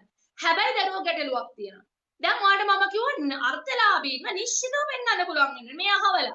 මේක නිකන් අර මොකද්දෝ දොරක් කරලා අපි කියන සැලුන් දොර කියලා ඕන කෙනෙක්ට එන්න පුළුවන් යන්න පුළුවන්. ඒ කියන්නේ එනවා යනවා. දැන් මේ කියන බාරය ඇති කරලා තියෙන ස්වභාවය ගත්තාම දැන් දීවර වෘත්තියේ යෙදෙන අයත් ඉන්නවා. සමහර අය අනාගතයේ දීවර වෘත්තියට අනේ මමත් ආසයි දෙන්න මමත් අනාගතයේ දීවරයෙක් වෙනවා. අන්න ඒ කියන මිනිස්සුත් මේකෙන් කවර් වෙනවා. අනාගතේ නායත් කවර් වෙනවා. දැන් එන අයත් කවර් වෙනවා. ඒ නිසා දරු මේක සීමාවක් නෑ. බෙනිෆිෂල් ඉන්ට්‍රස්ට් එක කිව්වම මේ බෙනිෆිෂරිගේ සර්ටිෆිකේට් එක නිශ්චිත වෙන්න ඕනේ. මේක නිශ්චිත නෑ. ඒ නිසා මෙතන වළංගු භාරයක් සීමාවක් නැතුව බෙනිෆිෂරිස්ලා අන්තර්ගත වෙනවා. ඉතින් එහෙම වුණොත් එතන අර්ථලාභී නිශ්චිතතාවය නෑ. ඊට අමතරව කන්දසාමි versus කුමාරසේකරන් කියන කේස් එකත් ඔයාලට මෙතෙන්ට මේකෙදි බලන්න. ඊට පස්සේ හතරවෙනි එක තමයි මේ කියන විෂය වස්තුවේ නිශ්චිතභාවය කියන එක. එමෙද අපි කතා කරන්නේ මේ බාරයට යටත් වෙන දේපල දරුවෝ නිශ්චිත වෙන්න ඕනේ. පැහැදිලිව පෙන්වන්න ඕනේ. අර අපි කලින් කතා කරපු පාස් පේපර් එකේ වගේ කොළඹ 7 තියෙන අහවල් දේපල. ඒ වගේ බාර දේපල දරුවෝ නිශ්චිත වෙන්න ඕනේ. හැබැයි දේවල් තුනක් ඔයා මේකේ බලන්න ඕනේ. ඒ මොකද්ද? මේක නිශ්චල දේපලක්ද movable immovable property එකක්ද මේක චංචල දේපලක්ද ඒ කියන්නේ හරියට මෙහෙට move කරන්න පුළුවන් එකක්ද එමෙතන අපි කියන අස්පෘශ එමෙතන මේක intangible nature එක තියෙන අස්පෘශ දේපලක්ද ඔය තුන ගැන ඒ කියන්නේ sharesද තියෙන්නේ එහෙම නැත්නම් තියෙන securitiesද ඒ වගේ අර documents through වෙන්න ඕන දෙයක්ද කියන එක මත මේක ස්වභාවය වෙනස් වෙනවා දැන් නිශ්චල දේපලක් නම් අපි පැහැදිලිව දැන් ඩීඩ් එකක් ගත්තාම නොතාරිස් කෙනෙක් ළඟට කියලා හදන ඩීඩ් එකක පැහැදිලිව දරුවෝ ඒකේ උපලේඛනයේ ෂෙඩියුල් එකේ මේ ඩීඩ් එකට අදාළ සබ්ජෙක්ට් මැටර් එක ලස්සනට විස්තර වෙනවා. අර කියන්නේ මේ දේපල පිහිටලා තියෙන බස්නාහිර පළාතේ පල්ලේපත්තුවේ හත් කෝරළේ මෙන්න මේ කියන අහවල් ග්‍රාම සේවා වසම තුල මේකේ හතර මායිම් මේ හතර මායිම් වලට අදාළ මිනින්දෝරු සර්වේ ප්ලෑන් එක මේවත් එක ලස්සනට විස්තර වෙනවා. ඒ කියන්නේ ට්‍රස්ට් ප්‍රොපර්ටි එක අයිඩෙන්ටිකල් අපිට ටග් ගාලා අඳුර ගන්න පුළුවන්. ඒ නිසා තමයි ඔයා බලන්න ඕන ඔයාට දීලා තියෙන එක්සෑම් එකේ ට්‍රස්ට් ප්‍රොපර්ටි එක නිශ්චලද චංචලද ඉම්මූවබල්ද මූවබල්ද ඉන්ටෙන්ජිබල්ද කියන දේ. හැබැයි දැන් මේක චංචල දේපලක් න ะ. ඒතකොට ඔයාලා මේක බලද්දි කේස් ලෝස් ගොඩාක් තියෙනවා දරුවෝ. දැන් මේ උදාහරණේ පොඩ්ඩක් බලන්න ඉලස්ට්‍රේෂන් එක. ඉලස්ට්‍රේෂන් එකේ A කියන කෙනා C ට B ට දේපල දෙනවා. ඒතකොට B ට දේපල දෙන්නේ එක්තරා දේපලකින් බහුතර ප්‍රමාණයක්. C ගේ දරුවන්ට බෙදා දෙයි යන විශ්වාසය. දරුවෝ බහුතර කියන්නේ කොච්චරද? බහුතරය කියන එකෙන් අදහස් කරන්නේ කීයක්ද? දේපලේ පහෙන් දෙකම දේපලේ පහෙන් තුනමාරක්ද හතරක්ද කොච්චරක්ද කියන එක පැහැදිලිව දක්වලා නැහැ. බහුතරය කියන්නේ කොච්චරද? අඩුම ගානේ 100% percentage එකක්වත් දක්වලා නැහැ.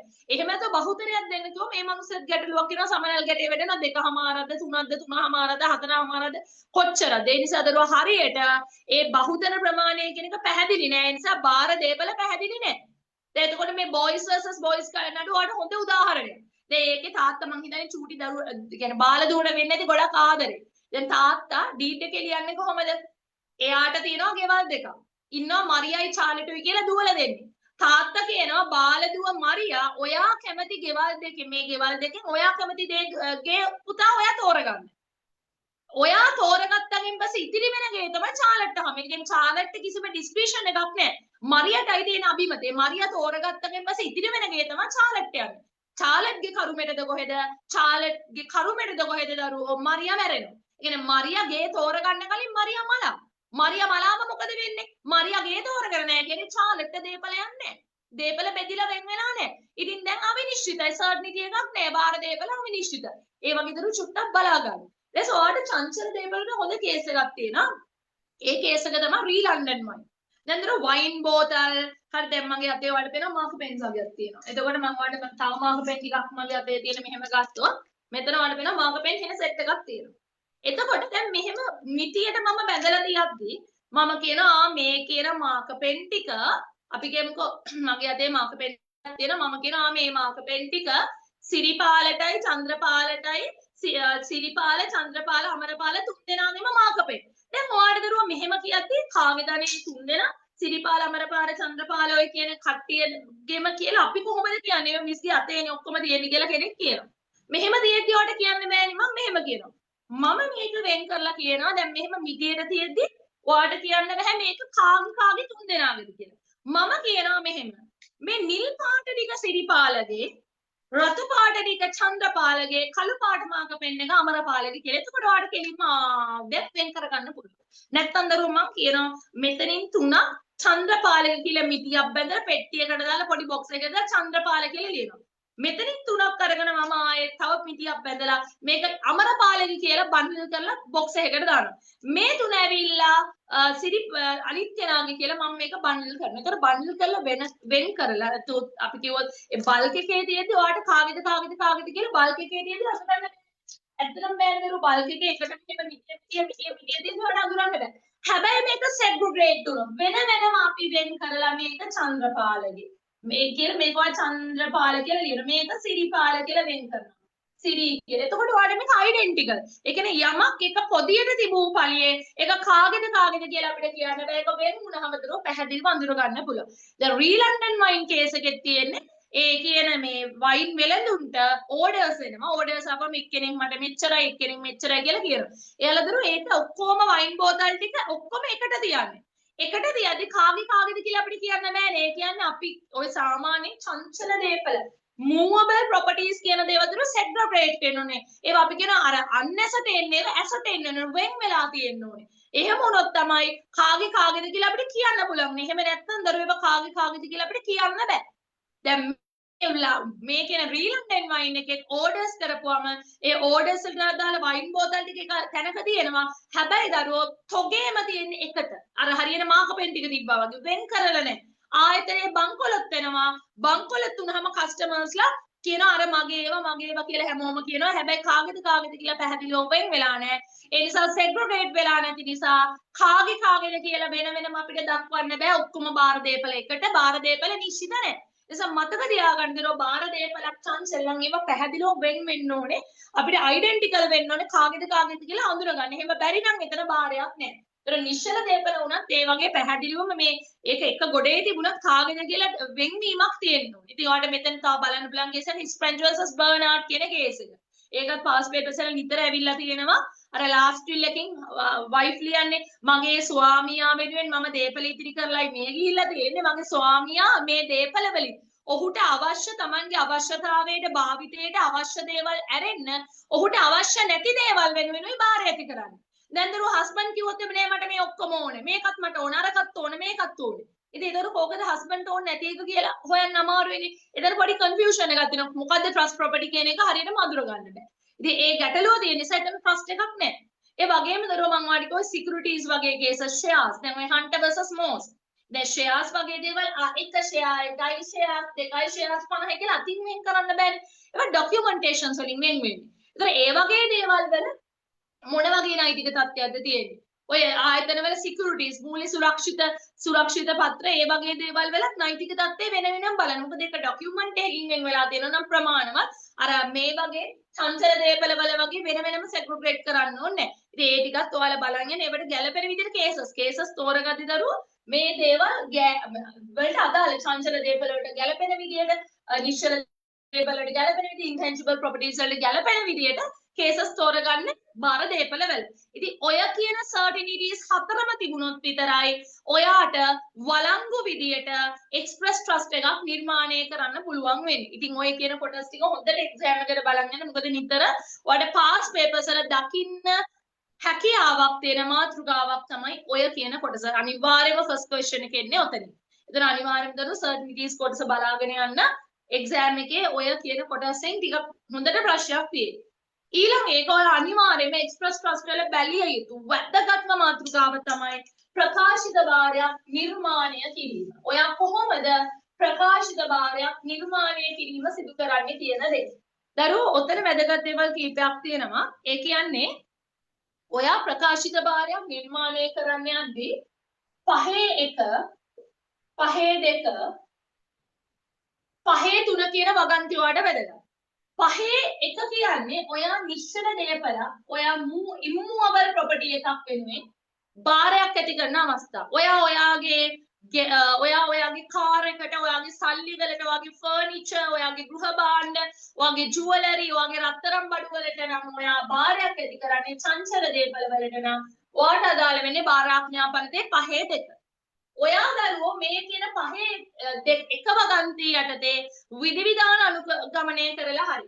පහේ දෙක වගන්තියේ තියෙන විධිවිධාන අනුගමනය කරලා බාරයක් ඇති කරද්දී මේ කියන නෛතික විධිවිධාන මේ legal provision භාවිතා කළ මිනිස්සෙක් දරුවෝ fraudulently වංචනිකව වංචා සහගතව කපටියෙක් විදියට වැඩ කරනවා නම් නීතිය ඉඩ දෙනවා පහේ තුන වගන්තිය යටතේ ඔයා මේ රික්වයර්මන්ට්ස් හරියට අනුගමනය කරේ නැති වුණත් කවුරු හරි කෙනෙක් වංචනිකව කටයුතු කරලා තියෙනවා නම් ඒ අදාළ වංචා වලක්වලා මෙතන ට්‍රස්ට් එකක් තියෙනවා කියලා ඩික්ලෙයාර් කරන්න පහේ තුන වගන්තියෙන් ඉඩ දෙනවා.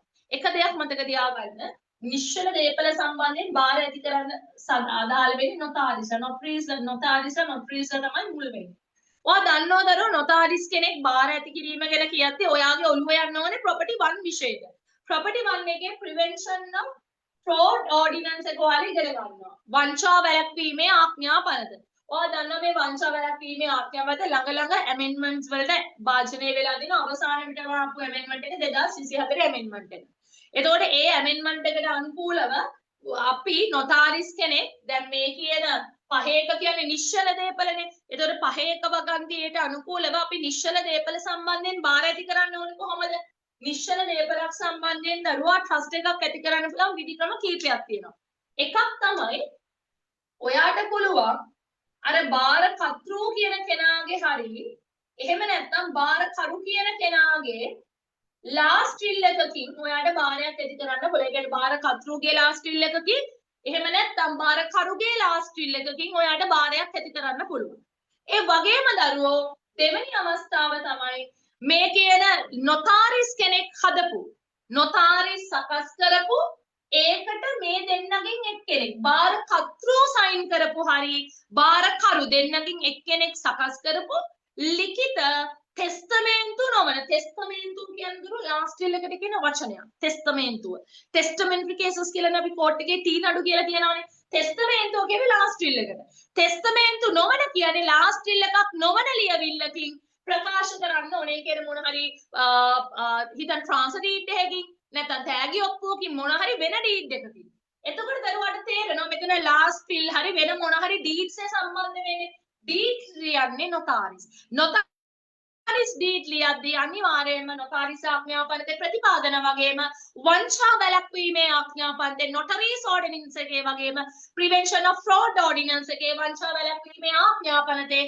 ප්‍රතිපාදන අනිවාර්යයෙන්ම අනුගමනය කරන්න ඕන. ඔක ලියන්නේ සර් රිවිෂන් එකේ සර් ඔයාලා පරණ ඕල් ෆොටෝකොපි නෝට්ස් පාඩම් කරද්දී සමහරවට පරණ දේවල් හම් වෙන්නේ නැති වෙන්න පුළුවන්. ඒ නිසා ඔය අනිවාර්යයෙන්ම කියන්නේ 2024 2022 amendment එකට වඩා තවත් මේ කියන්නේ ඒක වෙනස් වෙන නිසා ඔය කෙලිම 2024 amendment එක මෙන්ෂන් කරලා කියන්නේ ඒකද අනුව නොතාරිසුයි ඒ අදාළ පාර්ශවකාරයනුයි සාක්ෂිකරුවන් ඇට්ලිස්ට් දෙන්නෙක් එක්ව එකිනෙකා ඉදිරිපිට ඉද්දි එකම ස්ථානයේ එයාලා මේ කියන ඔප්පුවට අත්සන් කිරීම කරන්න ඕනේ. ඒ වගේම අත්සන් කරද්දී ඒ අදාළ පාර්ශවයන්ගේ වම් මහපට ඇඟිලි සලකුණ හෝ වම් මහපට ඇඟිල්ල නැත්නම් දකුණු මහපට ඇඟිල්ල එහෙම නැත්නම් අත් දෙකේ ඇඟිලි තියෙනවානේ. ඒ අත්වල ඇඟිලි සලකුණු අත් නැත්නම් කකුලේ සලකුණු අතුයි කකුලුයි දෙකේම fingerprint marks ගන්න බැරි නම් ඒ දෙකේම මේ ඇඟිලි සටහන් ගන්න බැරි නම් නොතාරිස්වරයා නොතාරිස් සහතිකේ ඇටස්ටේෂන් එකේ මෙන්ෂන් කරන්න ඕනේ ඇයි ඒ කෙනාගේ ඒ ඇඟිලි සලකුණ මට තියන්න බැරි වුණේ කියලා. ඒ ප්‍රතිපාදනම් දරුවෝ අනිවාර්යයෙන්ම ලියන්න ඕනේ. ඒකේ වෙනම ලාස්ට් විල් එකේ ප්‍රතිපාදනක් තියෙනවා. ඒවා එක්ක ලියන්න. ඒතර බලද්දි තේරෙනවා දැනුමක් තියෙන ළමයි. ඒ විදිහට දරුවෝ ඒ කියන විධිවිධාන මේ කියන ප්‍රොසීජර් එක අනුගමනය කරොත් තමයි ඔයාට නිශ්චල දේපල සම්බන්ධයෙන් බාරයක් ඇති කරන්න හැකියාවක් තියෙන. ලස්සනට ඒක ලියන්න.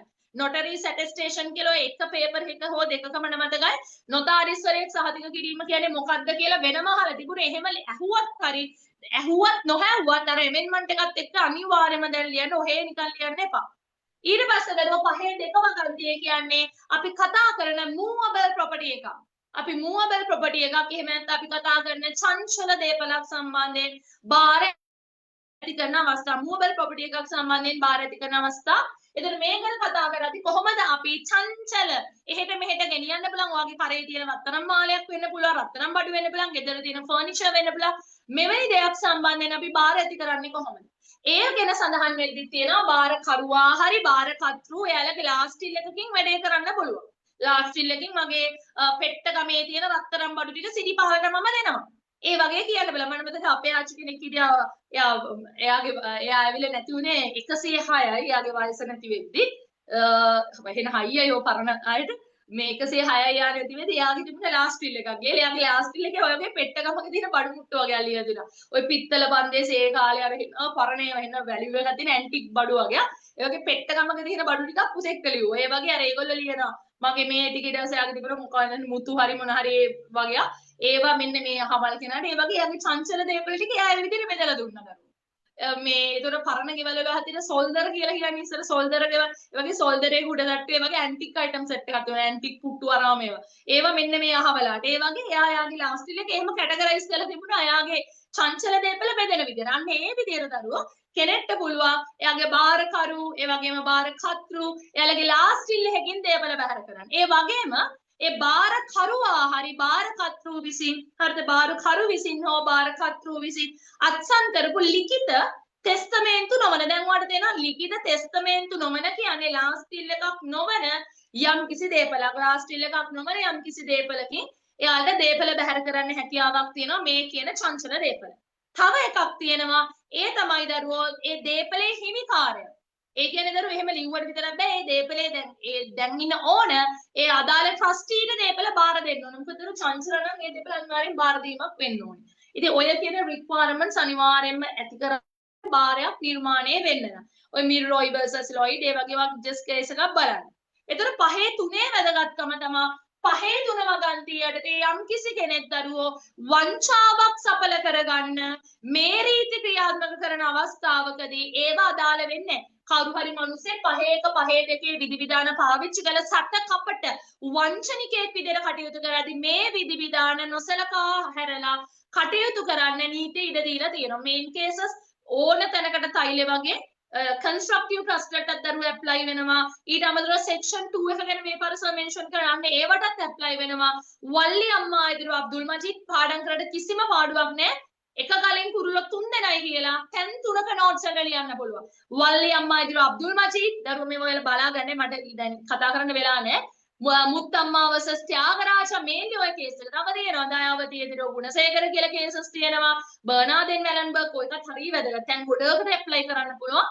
constructive trust වලට වගේම apply කරන්න පුළුවන් charitable මේ constructive trust වලට section 2 එකට සහ පහේ තුන වගන් තියෙනවා. ඔන්න ඕව දරුවෝ මූලිකවම වැදගත් වෙනවා ඔයාලට කතා කරන නිසා හොඳට exam එකේදී බලාගෙන යන්න අනිවාර්යයෙන්ම මේ කියන areas තුන මම අද කතා කරන areas තුනයි මට තියෙන්නේ. ඒක ඔන්න මම දැන් ඔයත් එක්ක පළවෙනි area එක කතා කරලා තිනවා express trust. ඒ වගේම දරුවෝ ඒක විතරක් බලාගෙන යන්න එපා. ඊට අමතරව සාමාන්‍ය ට්‍රස්ට් එක හොඳට ගොඩ දා ගන්න. ඔයාලට මේ දවස් ටිකක් ඇති. ඔයා පොඩ්ඩක් පාස් පේපර්ස් ටිකක් අරගෙන බලන්න මේ වගේ ප්‍රශ්න අහලා තියෙන ආර්ට් එක රටාව.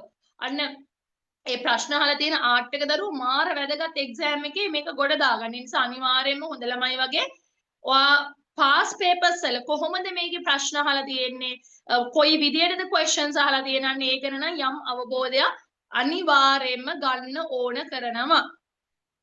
හරි මම ඔයාලත් එක්ක කතා කරන්න යන්නේ ඊළඟ මාතෘකාව තමයි unlawful trust කියන මාතෘකාව. unlawful trust. ඒ මොකද්ද මේ unlawful trust කියන්නේ? මේක හරි වැදගත්. මේකෙන් ප්‍රශ්න අහන්න පුළුවන් විදි කීපයක් තියෙනවා. සමහර මේ පාර මේ විදියට දෙන්නත් පුළුවන්. ඒ තමයි ඔයාගේ trust ordinance එකේ section 4 මුල් කරගත්ත නීති විරෝධී බාර. ඔයාගේ trust ordinance එකේ section 4 එක මුල් කරගත්ත අපි කතා කරන unlawful trust එක. නැත්නම් අපි කතා කරන්නේ නීති විරෝධී බාර 4.1.4.2. මේකේ මම ඔයාලට දෙයක් මාක් කරනවා දරුවෝ. මෙන්න මේ section අනිවාර්යයෙන්ම පේපර් එකේ ඇහුවා නොහැව්වා නිකන් නීති විරෝධී බාර කියලා එසේ එකක් ආවත් ඔයාගේ උත්තරේ සර් ඒකේ ප්‍රශ්නයේ තුල මෙන්ෂන් කරලා තියෙන 4.1.4.2 වගන්ති උනත් ඔයා ලිවිය යුතු sections එකක් තියෙනවා ලකුණු ගන්න. මේන්ලි 4.1.4.2 ඊට පස්සේ 86 87 98 මේන්ලි ඔය sections ලියන්න ඕනේ. ඊට පස්සේ දරුවෝ සරෝජා කේස් එක ඒකත් එක්ක තව කේස් ලෝස් තියෙනවා. මේන්ලි සරෝජා සර් මෙන්ෂන් කරන අද කේසස් දෙක තුනක් මේ මෙන්ෂන් කරලා හැබැයි මේන්ලි සරෝජා කේස් එක ඔයාලා ලියන්න ඕනේ. ඊට පස්සේ දරුවෝ තියෙනවා සීචි වීරමන්ත්‍රී විනිශ්චයකාරතුමාගේ law of contract වල doctrine of aviation කියලා principle එකක් අපි කියනවා මගේ හැරීම doctrine of aviation කියලා principle එකක් ගැන කියනවා ඒ principle එක ඒ වගේම ඔයාලට තියෙනවා ලතින් maxims දෙකක් ඒ maxims දෙක ලියන්න ඕනේ ඔය ටික ලිව්වොත් තමයි ඔයාලට complete marks අරගෙන exam එක ගොඩ දා ගන්න උදව්වක් ලැබෙන්නේ මේ විෂයේදී. ඒ කියන්නේ මේ සබ්ජෙක්ට් එකේ නිසා ඔය ටික ඔක්කොම ඔයාගේ උත්තරේ තුල කවර් වෙන්න ඕනේ. ඒ කවර් වෙන උත්තරේ තුල තව වැදගත් දෙයක් තියෙනවා. ඒකෙන් ප්‍රශ්න අහන්න පුළුවන් විධි ක්‍රම දෙකක් තියෙනවා. එකක් එසේ එකක් ඔය ටික කවර් කරන්න ඕන. අනිත් එක තමයි ප්‍රශ්න කවර් කරන්න පුළුවන් ඊළඟ ආකාරය තමයි ඒ ඇවිල්ලා ඔයාලට මෙන්න මෙහෙම එකක් දෙන්න පුළුවන්. හරිද මම ඔයාලට කියන්නේ සමහරවිට මේ පාර මේ සර් කියපු දේවලුත් එක්ක මෙහෙම එන්නත් පුළුවන්. ඒ තමයි මෙහෙම. හිතන්න සිරිපාල කියලා මිනිස්සෙක් ඉන්නවා. එයා මද්ද්‍රව්‍ය ජාවාරම් වල නියැලලා ඉන්න පුද්ගලෙක්.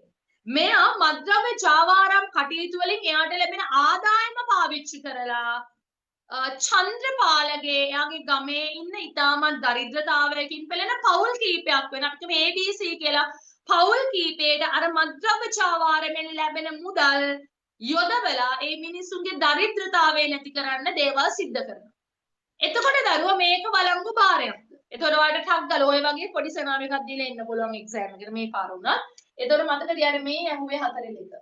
හරිද? මම තාම ඉන්ඩෙප් කතා කරේ නෑ එකක්වත්. 4 2 වගන්තිය දරුවා තියෙන්නේ එක පර්පස් එකක් ලෝෆුල්. ඒ කියන්නේ එකක් හරිම ලෝෆුලි නීතියෙන් ක්‍රියාවට නංවන්න පුළුවන් එකක්. අනිත් එක ඇවිල්ලා දරුවා අන්ලෝෆුල්. ඒ කියන්නේ එකක් නීති විරෝධී. ඒ කියන්නේ නීති විරෝධීදී උනොත් විතරයි අර නීත්‍යානුකූල යම සිද්ධ වෙන්නේ. ඒක නිකන් ගහයි පොත්තයි වගේ. එකට බැඳිලා තියෙන්නේ. නීත්‍යානුකූල දෙයි නීති විරෝධී දෙයි එකිනෙකට බැඳිලා තියෙන්නේ. එතකොට දරුවා අර එකකින් අනෙක වෙන් කරන්න බෑ. අර එකම කාසිය දෙපැත්ත වගේ. ඒ කියන්නේ අර ජාවාරම උනොත් විතරයි පවුලට උදව් වෙන්න වෙන්නේ.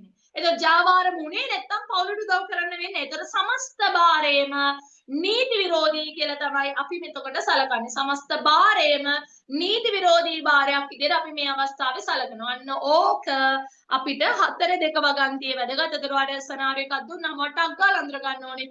මේ ඇවිල්ලා 4 2 වගන්තියට ඒ භාරයක් නීති විරෝධී වෙන අවස්ථාවන් වලට උදාහරණ අවස්ථා ලෙස දැක්විය හැකියි කියලා ලස්සනට එක්ස්ප්ලেইন කරන්න. හරිද? ඒ ඔය වගේ දරු මේ පාස් පේපර්ස් වල ඔය වගේ ඉල්ලීගල් පර්පස් එකක් අන්ලෝෆුල් පර්පස් එකක් දාලා ඔය විදියට උනත් දරුවෝ එක්සෑම් එක එන්න පුළුවන්. ඒ නිසා ඒකත් හොඳට බලාගෙන යන්න ඕනේ. 4 1 වගන්තිය වෙනස වගේම 4 2 වගන්තිය. ඔය මම දැන් එකපාරට පටන් ගත්තේ 4 2 එන්නේ. ඊළඟ වැදගත් එක තමයි 4 1 වගන්තිය. ඇයි අපිට 4 1 වගන්තිය වැදගත් වෙන්නේ? 4 1 වගන්තියේ අන්ලෝෆුල් පර්පස් කීපයක් වලට දක්වනවා.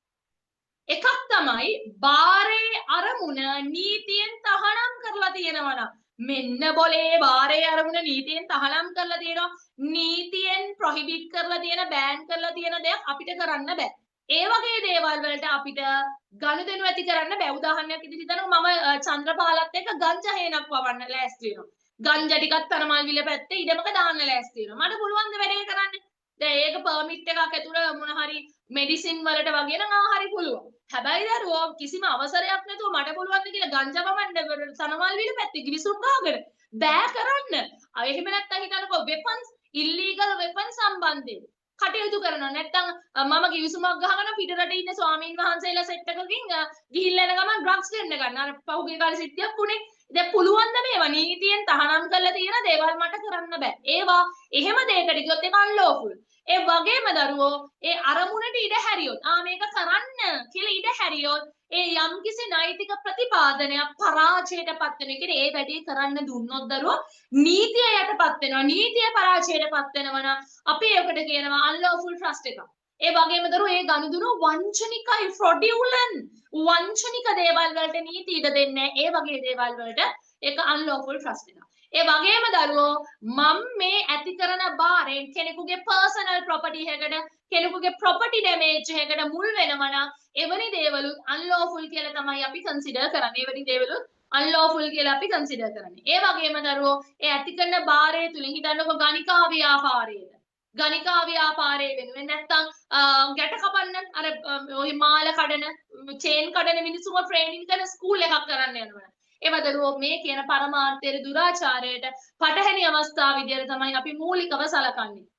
ඒ නිසා ඔය කියන කරුණු වලට අපිට බාර ඇති කරන්න බෑ. නිසා 4 එක වගන්තිය ඔයාලා හොඳටම එක්සෑම් එකේ ලියන්න ඕනේ. ඉතාලම වැදගත් දෙයක් තමයි 4 එක වගන්තිය. 4 එක හොඳට එක්සෑම් එකේ ලියන්න. ඉතාලම වැදගත් 4 එක. ඒ වගේම 4 දෙක මම already ඩිස්කස් කරා දරුවෝ අර එක අරමුණක් නීති විරෝධී එකක් ලෝෆුල් ඒකකින් අනික වෙන් කරන්න බෑ. ඒතර ඔයාලට උදාහරණයක් හැමතිලා මම කිව්වේ ඒ වගේ උදාහරණයක් බලන්න සමහරට ඒ වගේ එකක් දුවලා වුණා පේපර් එකේ ප්‍රශ්නයක් එන්න තියෙන ඉඩකඩ තියෙන මොකද සර් කතා කරේ ගොඩක් 4 එක වගේම 4 දෙක ගොඩක් කතා කරා. ඒ කියන්නේ යමක් කතා කරොත් එතනදී එන්න පුළුවන් probability එකක් වැඩි නිසා එතනින් උනා problem එකක් හැදෙන්න පුළුවන්. 4 දෙක. ඒතකොට එහෙම කියලා එකපාරට 4 දෙක හොඳට ලියලා 4 එකක් ලියන්න ඕනේ. ඊට පස්සේ දරුවෝ ඔය බාරාඥාපනදී ඔයාලා ඉගෙන ගන්න result interest. ඒක අර වෙනම questions එන්නේ නැති වුණාට ඔය result interest වලට අදාළ වෙන තියෙනවා sections කීපයක් 86 87 98. ඒතර 98 වගන්තියේ උනත් කිසිම වෙලාවක දරුවෝ ඒ අගනා ප්‍රතිෂ්ඨාවක් valuable consideration එකක් තියෙන bona fide intention එකක් තියෙන සත්භාවයෙන්නිතු පැවරුම්ලාගින්ගේ අයිතිවාසිකම්කට හානියක් ඇති වෙන තත්කාලයේ වළංගුව පවතින මේ මොහොතේ valid law එකක නීතිමය ප්‍රතිපාදන මග හරවන්න trust ordinance එකේ කිසිම ප්‍රතිපාදනයක් පාවිච්චි කරන්න බෑ. ඒ කියන්නේ ඒ වගේ දේවල් වෙනුවෙන් ගිවිසුම්ගත වෙන්න බෑ. හැබැයි ඒ කියන්නේ ඒ වගේ දේවල් වලට ඇති කරන බාර වළංගු වෙන්නේ නැහැ. ඒවා valid trust නෙවෙයි. ඒ නිසා කිසිම කෙනෙක්ට දරුවා ලංකාවේ තියෙන statutory law එකට පාර්ලිමේන්තුව විසින් පනවන ව්‍යවස්ථාපිත නීතියට පොදු නීතියට common law එකට පැහැදිලි විදියට බාර ඇති කරන්න නොහැකියාව ගැන කියනවා. ඒ වගේම දරුවෝ දැන් trust ordinance එකේ 86 87 වගන්තිය යටතේ බාර දෙක ගත්තාම ඒක ඇවිල්ලා ඇත්තටම නීති විරෝධී කාරණාවක් ගැන කියන දෙයක්. අපේ ලංකාවේ බාර ඇති කරන්න බැරි නීති විරෝධී අරමුණු 7-5ක් කියනවා. trust ordinance එකේ 4 එක වගන්තියට වැටෙන දේවල් නීති විරෝධී. යමක් trust ordinance එකේ 4 එකේ තියෙන purpose පහට වැටෙන්නේ නැත්තම් 4 දෙක වගන්තියේ තියෙන අර mix purpose තියෙනවා නම් ඒව හැරෙන්න ඉතුරු ඒවා unlawful කියලා අපි consider කරන්නේ. ඉතුරු ඒවා අපිට ක්‍රියාවට නංවන්න පුළුවන්. ඒ නිසා බාරාඥාපනදී 86 වෙනි වගන්තියට ගියපම වට පේනවා හිතන්න මේ කියන අපි කියමු බාරකර්තෘ මෙන්න ඉන්නවා බාරකර්තෘ සිරිපාල මේ බාරකර්තෘ සිරිපාල එයාගේ ඉඩම පවරනවා හරිද මේ කියන චන්ද්‍රපාල කියන කෙනාට සිරිපාල ඉඩම දෙනවා දීලා කියනවා චන්ද්‍රේ ඔයා මගේ ඉඩම පාවිච්චි කරලා හරිද පාවිච්චි කරලා මම කැමති තරමල්විල පැත්තේ තියෙන ඉඩම ගංජා වවන්න මම කැමති ඔයා මේ වැඩේ කරන්න කියලා. එතකොට දරුවා මේ දීපලේ අයිතිකාරයා unlawful දෙයකට දීපල තව කෙනෙකුට පවරලා තියෙනවා. හැබැයි පැවරුවාට මේ වැඩේ වෙන්නේ නැහැ. ඒ කියන්නේ ගංජා ඉඩම තිබුණට ගංජා වවන්නේ නැහැ. වැඩේ වෙන්නේ නැත්තම් හරි. ඒක.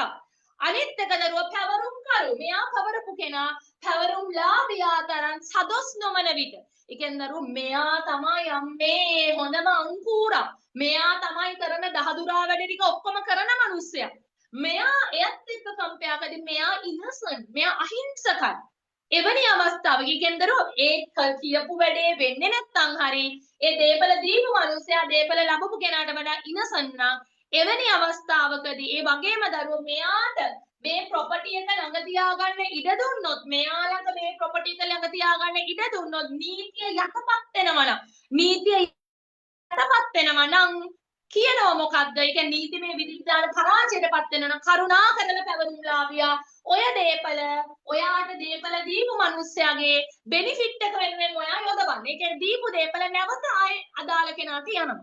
ඒ තමයි 86. දැන් ඔයාලට වෙනවා මුල් වෙන්නේ unlawful දෙයක් නේ. හැබැයි unlawful උනාට වැඩේ උනේ නෑනේ. ඒ වගේම දීපු මිනිස්සයා අහිංසකයි දීපල ලැබු කෙනාට වඩා.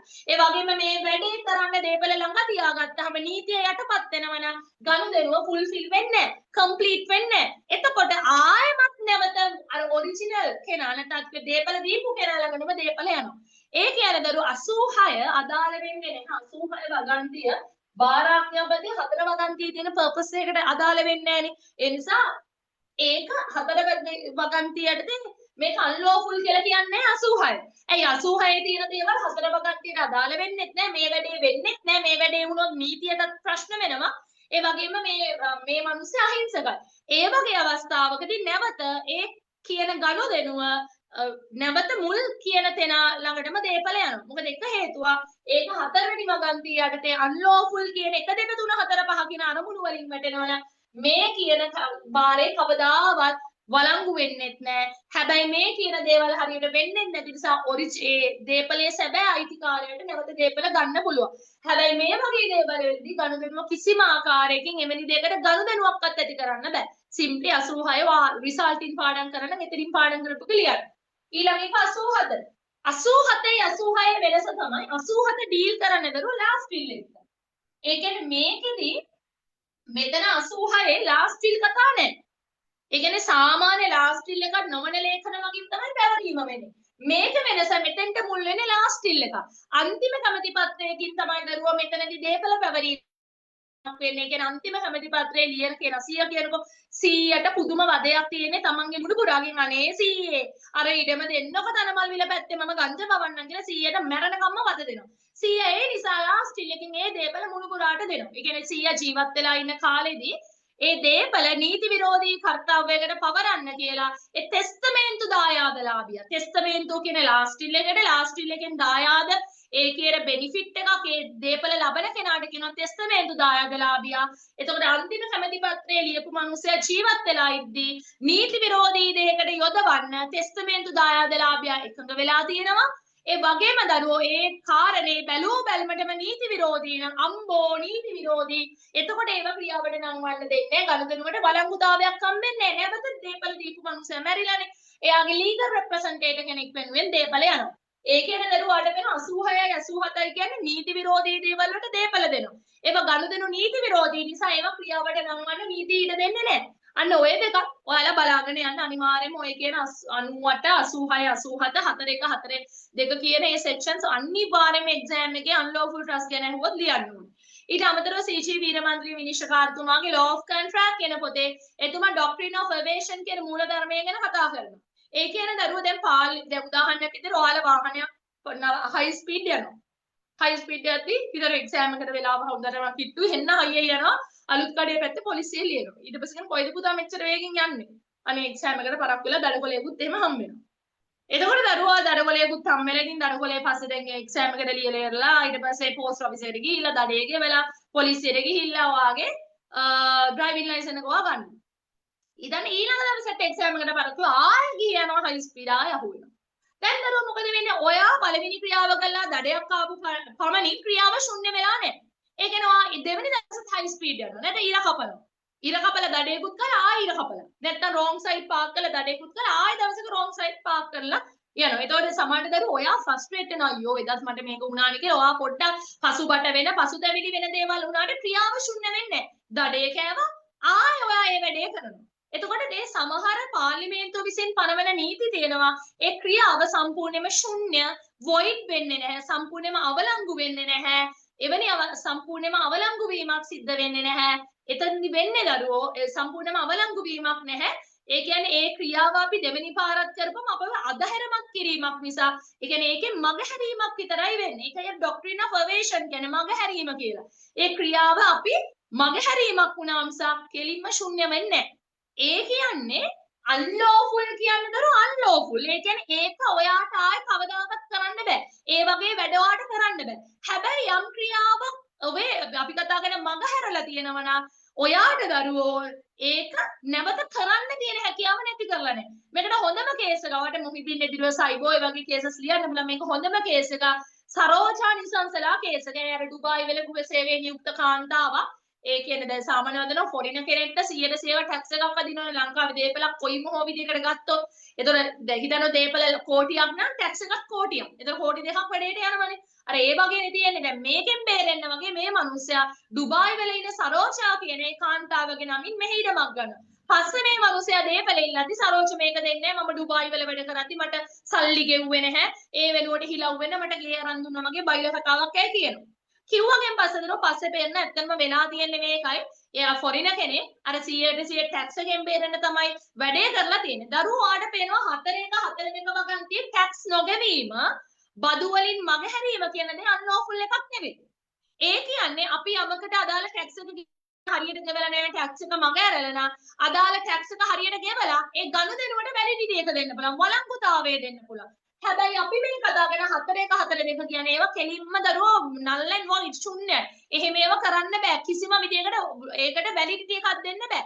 ඒ කියන්නේ 4-1-4-2 වගන්තියේ වැටෙන්නේ නැත්තම් යම් ක්‍රියාවක් ඒවට අදාළ නීතිකමේ පියවර වලට අනුව කටයුතු කරලා වළංගුතාවය දෙන්න පුළුවන්. ඒ නිසා තමයි අපි ටැක්ස් දෙවෙන එක භාගයට කරලා තියෙනවා නොකර හැරලා අදාළ දඩයයි ටැක්ස් එකයි ගෙවලා නැවතේ ක්‍රියාවට වළංගුතාවය දෙන්න පුළුවන්. ඒ නිසා අපි තේරුම් ගන්න ඕනේ 4-1-4-2 වගන්තිවට වැටෙන අවස්ථාව විතරයි අන්ලෝෆුල් වෙන්නේ. අනිත් හැම වෙලෙම අන්ලෝෆුල් වෙන්නේ ඒ ගනුදෙනු වලට වළංගුතාවය දෙන්න අපිට හැකියාවක් තියෙනවා. ඒ අදාළ නෛතික ප්‍රතිපාදන අනුගමනය කරන්න. ඊට පස්සේ මම මේ සරලව කිව්වා ඔයාලා හොඳට පාඩම් කරන්න. ඊට පස්සේ exturip causa non oritactio in pare delicto කියලා ඔයාට ලතින් ටර්ම් මැක්සිම්ස් දෙකක් තියෙනවා මේ කියන නීති විරෝධී භාව. ඔයා දන්නවා දරුවෝ සාමාන්‍යයෙන් යම් ගනුදෙනුවක් නීති විරෝධී නම් ඒ නීති විරෝධී ගනුදෙනුවෙන් මට පාඩු වුණා කියලා කෝට් එකට ගිහලා අනේ මට පාඩු වුණා මට වන්දි දෙන්න කියලා ඉල්ලන්න බෑ. අධිකරණයවත් උදව් කරන්නේ නැහැ. ඒ ගනුදෙනු ක්‍රියාවට නංවන්න මේ කියන exturip causa කියන මැක්සිම් එකට අනුකූලව. ඒ වගේම in pare delicto එකේදී ගනුදෙනුවක් අනීතිකයි. අනීතික එකඟතාවයක් මත කෙනෙකුට ප්‍රොපර්ටි යම් දේවල් ලැබිලා තියෙනවා. ඒ දේවල් ලැබිලා නැවත අනේ මට අර දේපල අරන් දෙන්නකෝ කියලා කිව්වට අධිකරණයේ මැදිහත් වෙන්න ඒවදරු අන්ලෝෆුල් හින්දා. හැබැයි මේකට එක්සෙප්ෂන්ස් තියෙනවා. ඇතැම් අවස්ථාවන් වලදී එහෙම අධිකරණයේ මැදිහත් වෙලා ඒ දීපු දේපල නැවත ගන්න උදව් කරනවා. ඒ තමයි පැමිණිලිකාරයා, විත්තිකාරයා තරම් වරදකාරයෙක් නෙවෙයි ඉනසන්න. ඒ වගේ මේ අන්ලෝෆුල් ටාස්ක් එක සම්පූර්ණයෙන්ම දරුව කම්ප්ලීට් වෙලා නැත්තම් හරියට නිකන් මෙතනදී වගේ. අපි ඉතින් ගණන් 86 87 ඒ වැඩේ කම්ප්ලීට් වෙලා නැහැ. අන්න අපිට නැවත දේපල ගන්න. ඔය වගේ අවස්ථාවන් වලදී අධිකරණයේ මැදිහත් වීමක් වෙනවා. ඉතින් ඔය කියන ඔක්කොම ටික ඔය කිසිම දෙයක් දරුවෝ ඩ්‍රොප් කරන්න එපා. ඔය ලතින් ටර්ම් එක දෙක ලියන්න නැත්නම් ඔයාලට එතෙන්ට හම්බ වෙන ඇලෝකේට් කරලා තියෙන ලකුණු ප්‍රමාණය වල එක්සෑම් එකේ අඩු වෙනවා. ඒ නිසා කිසිම තැනක් ඩ්‍රොප් කරන්න එපා. මොකද අන්ලෝෆුල් ට්‍රස්ට් කිව්වහම මේ හැම දෙයක්ම ඔයාගේ උත්තරේ ලියවෙන්න ඕන. අනිවාර්යයෙන්ම පේපර් එකේ එනවා ෂුවර්. අපි කියන කැට තියලා කියන්න පුළුවන් කියලා අනිවාර්යයෙන්ම එනවා. මම මේ කතා කරපු හැම ඒරියා එකම හොඳට බලාගෙන යන්න එක්සෑම් එකේ. ඒතර ඔය තමයි මට දීලා තියෙන ඒරියා එක. ඊට අමතරව ලාස්ට් ඒරියා එක දරුවෝ ඉක්විටි. ඉක්විටි එකේ ඔයා බලන්න ඕනේ ඉක්විටි එකේ හිස්ටරි කියන එක අනිවාර්යයෙන්ම බලන් යන්න. අනිවාර්යයෙන්ම හොඳ ප්‍රශ්නයක් තියේවි. බොහෝ විට එසේ ප්‍රශ්නයක් වෙන්න තියෙන probability එක high. ඒ නිසා high probability එකක් තියෙනවා එසේ එකක් එන්න. මේක ලස්සනට කතාව වගේ ඔළුවේ තියාගෙන යන්න දරුවෝ. මම මෙහෙම කියලා දෙන්නම්. හිතන්න පොදු නීතිය common law එක කියන්නේ අයියා කියලා. අයියා. මේ අයියා මාර සැරයි. හරිද පොදු නීතිය ඔයාලට ගෙදර නෝට්ස් එකේ ඒවා කියලා ගන්න මම කතන්දරේ වගේ මේ දෙක කියලා යනවා මේ කතාව. පොදු නීතිය කියන්නේ හරිද අපි සරලව කිව්වොත් සාධාරණත්වය කියන්නේ යුක්ති සහගත බව, සදාචාරාත්මක බව, ආචාර ධර්මීය බව. එයා හරි මුදු මොලොක් එක්කෙනෙක්.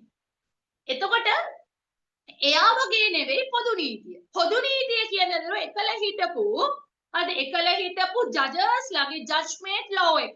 ඔය ඉස්සර අපි කියනවා 1066 නෝමන් ආක්‍රමණයේ පළමු විලියම් සම්පූර්ණයෙන්ම රාජධානි අල්ලගන්න කාලේදී එකල එංගලන්තයේ රාජාධිකරණය, පොදු අයදුම් අධිකරණය, ඒ වගේම එක්ෂක අධිකරණ වගේ අධිකරණවල භාවිතා කරපු රජතුමාගේ විනිශ්චයකාරවරුන් විසින් හදපු ජජ්මන්ට් ලෝ එකට තමයි පොදු නීතිය කියලා කිව්වේ. මේ පොදු නීතිය දරුවෝ මේ පොදු නීතිය කියන අයියා මාර දැඩි, හරිම ස්ට්‍රික්ට්, හෙන්නම වශයෙන්. ඒ කියන්නේ නිසා මේ නීතිමය ප්‍රතිපාදන වල තිබුණු දැඩි බව ඒක හරි ස්ට්‍රික්ට්, හරිම රිජිඩ්, වෙනස් කරන්න හරි අමාරුයි, අනම්‍යයි, දැඩි. ඒ නිසා දරුවෝ මිනිසුන්ට බලාපොරොත්තු වෙච්ච යුක්තිය ඉෂ්ට වුණේ නැහැ. මිනිසුන් අසතුටේ.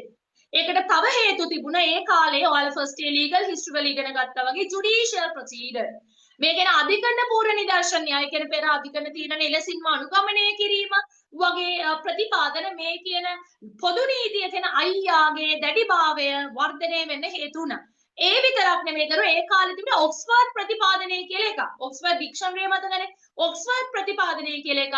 ඔක්ස්ෆර්ඩ් ප්‍රතිපාදනය කියන්නේ රජතුමාගෙන් හරි රාජ සභාවෙන් අහන්නේ නැතුව ඔයාට අලුත් නීති හදන්න බෑ. දැන් හිතන්නකෝ දරු ජජස්ලට උන අලුත් නීතියක් හදන්න. හැබැයි රජාගෙන් අහන්න නැතුවත් බෑ වැඩේ කරන්න. එහෙම නැත්නම් රාජ්‍ය සභාවේ අවසරය ගන්න.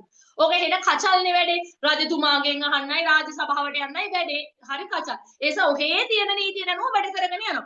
දැන් දරුවෝ දවස ගානේ එන්න මිනිස්සුගේ දුක් ගැනවිලි අදෝනා වැඩි. රජා බැලුවා මේක හරියන්නේ මේ මිනිස්සුන්ගේ අදෝනා දවස ගානේ වැඩි වෙනවා. ඒ නිසා මේක හරියන්නේ මොකක් හරි මේකට සොලියුෂන් එකක් ගේන්න ඕනේ කියලා රජා උප්පද්දනවා අලුත් ළමෙක්ව. මේ ළමයා තමයි පොඩි ළමයා. එහෙම නැත්නම් මල්ලි. එයා තමයි සාධාරණත්වය. ඒ කියන්නේ දරුවෝ 13 වගේ සියවස වලදී පොදු නීතිය තුලට ගිහිල්ලා යුක්තිය ඉෂ්ට වෙන්නේ නැත්නම් අවස්ථාවක් හම්බ වෙනවා රටේ රජතුමාට ඩිරෙක්ට් පෙටිෂන් එකක් දාන්න. අපි කියන්නේ ඍජු පෙත්සම රජතුමා වෙත ඉදිරිපත් කරන අවස්ථාව ලබා දෙනවා ඇග්‍රියුට් පාර්ටි එකට. ඒකට හේතුව රජාට යුක්තියේ කොටසක් බාර දීලා තියෙනවා කියලා හිතෙන හින්දා. එතකොට මොකද වෙන්නේ? රජතුමා වෙත යනවා ඔය කියන යුක්තිය පතා. දැන් හිතන්නකෝ රටේ ජනාධිපතිතුමාට රටේ මිනිස්සුන්ට ඍජුව ගිහිල්ලා තමන්ගේ දුක් ගැනවිලි අඳවන ඉදිරිපත් කරන්න හම්බුනොත් මිනිස්සු පොඩි බැඳගෙන යයි.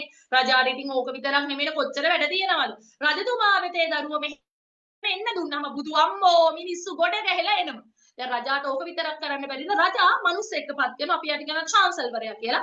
චාන්සල්වරයාපත් කළා කියන චාන්සල්තුමා ඔයා මේ කියන මට එන පෙට්සම් විමසා බලන්න. මුල් කාලේ චාන්සල්වරයා රජතුමාගේ ඒජන්ට් කෙනෙක් නියෝජිතයෙක් විදිහට ඒ රජතුමා වෙත එන පෙටිෂන් විමසා බැලුවා.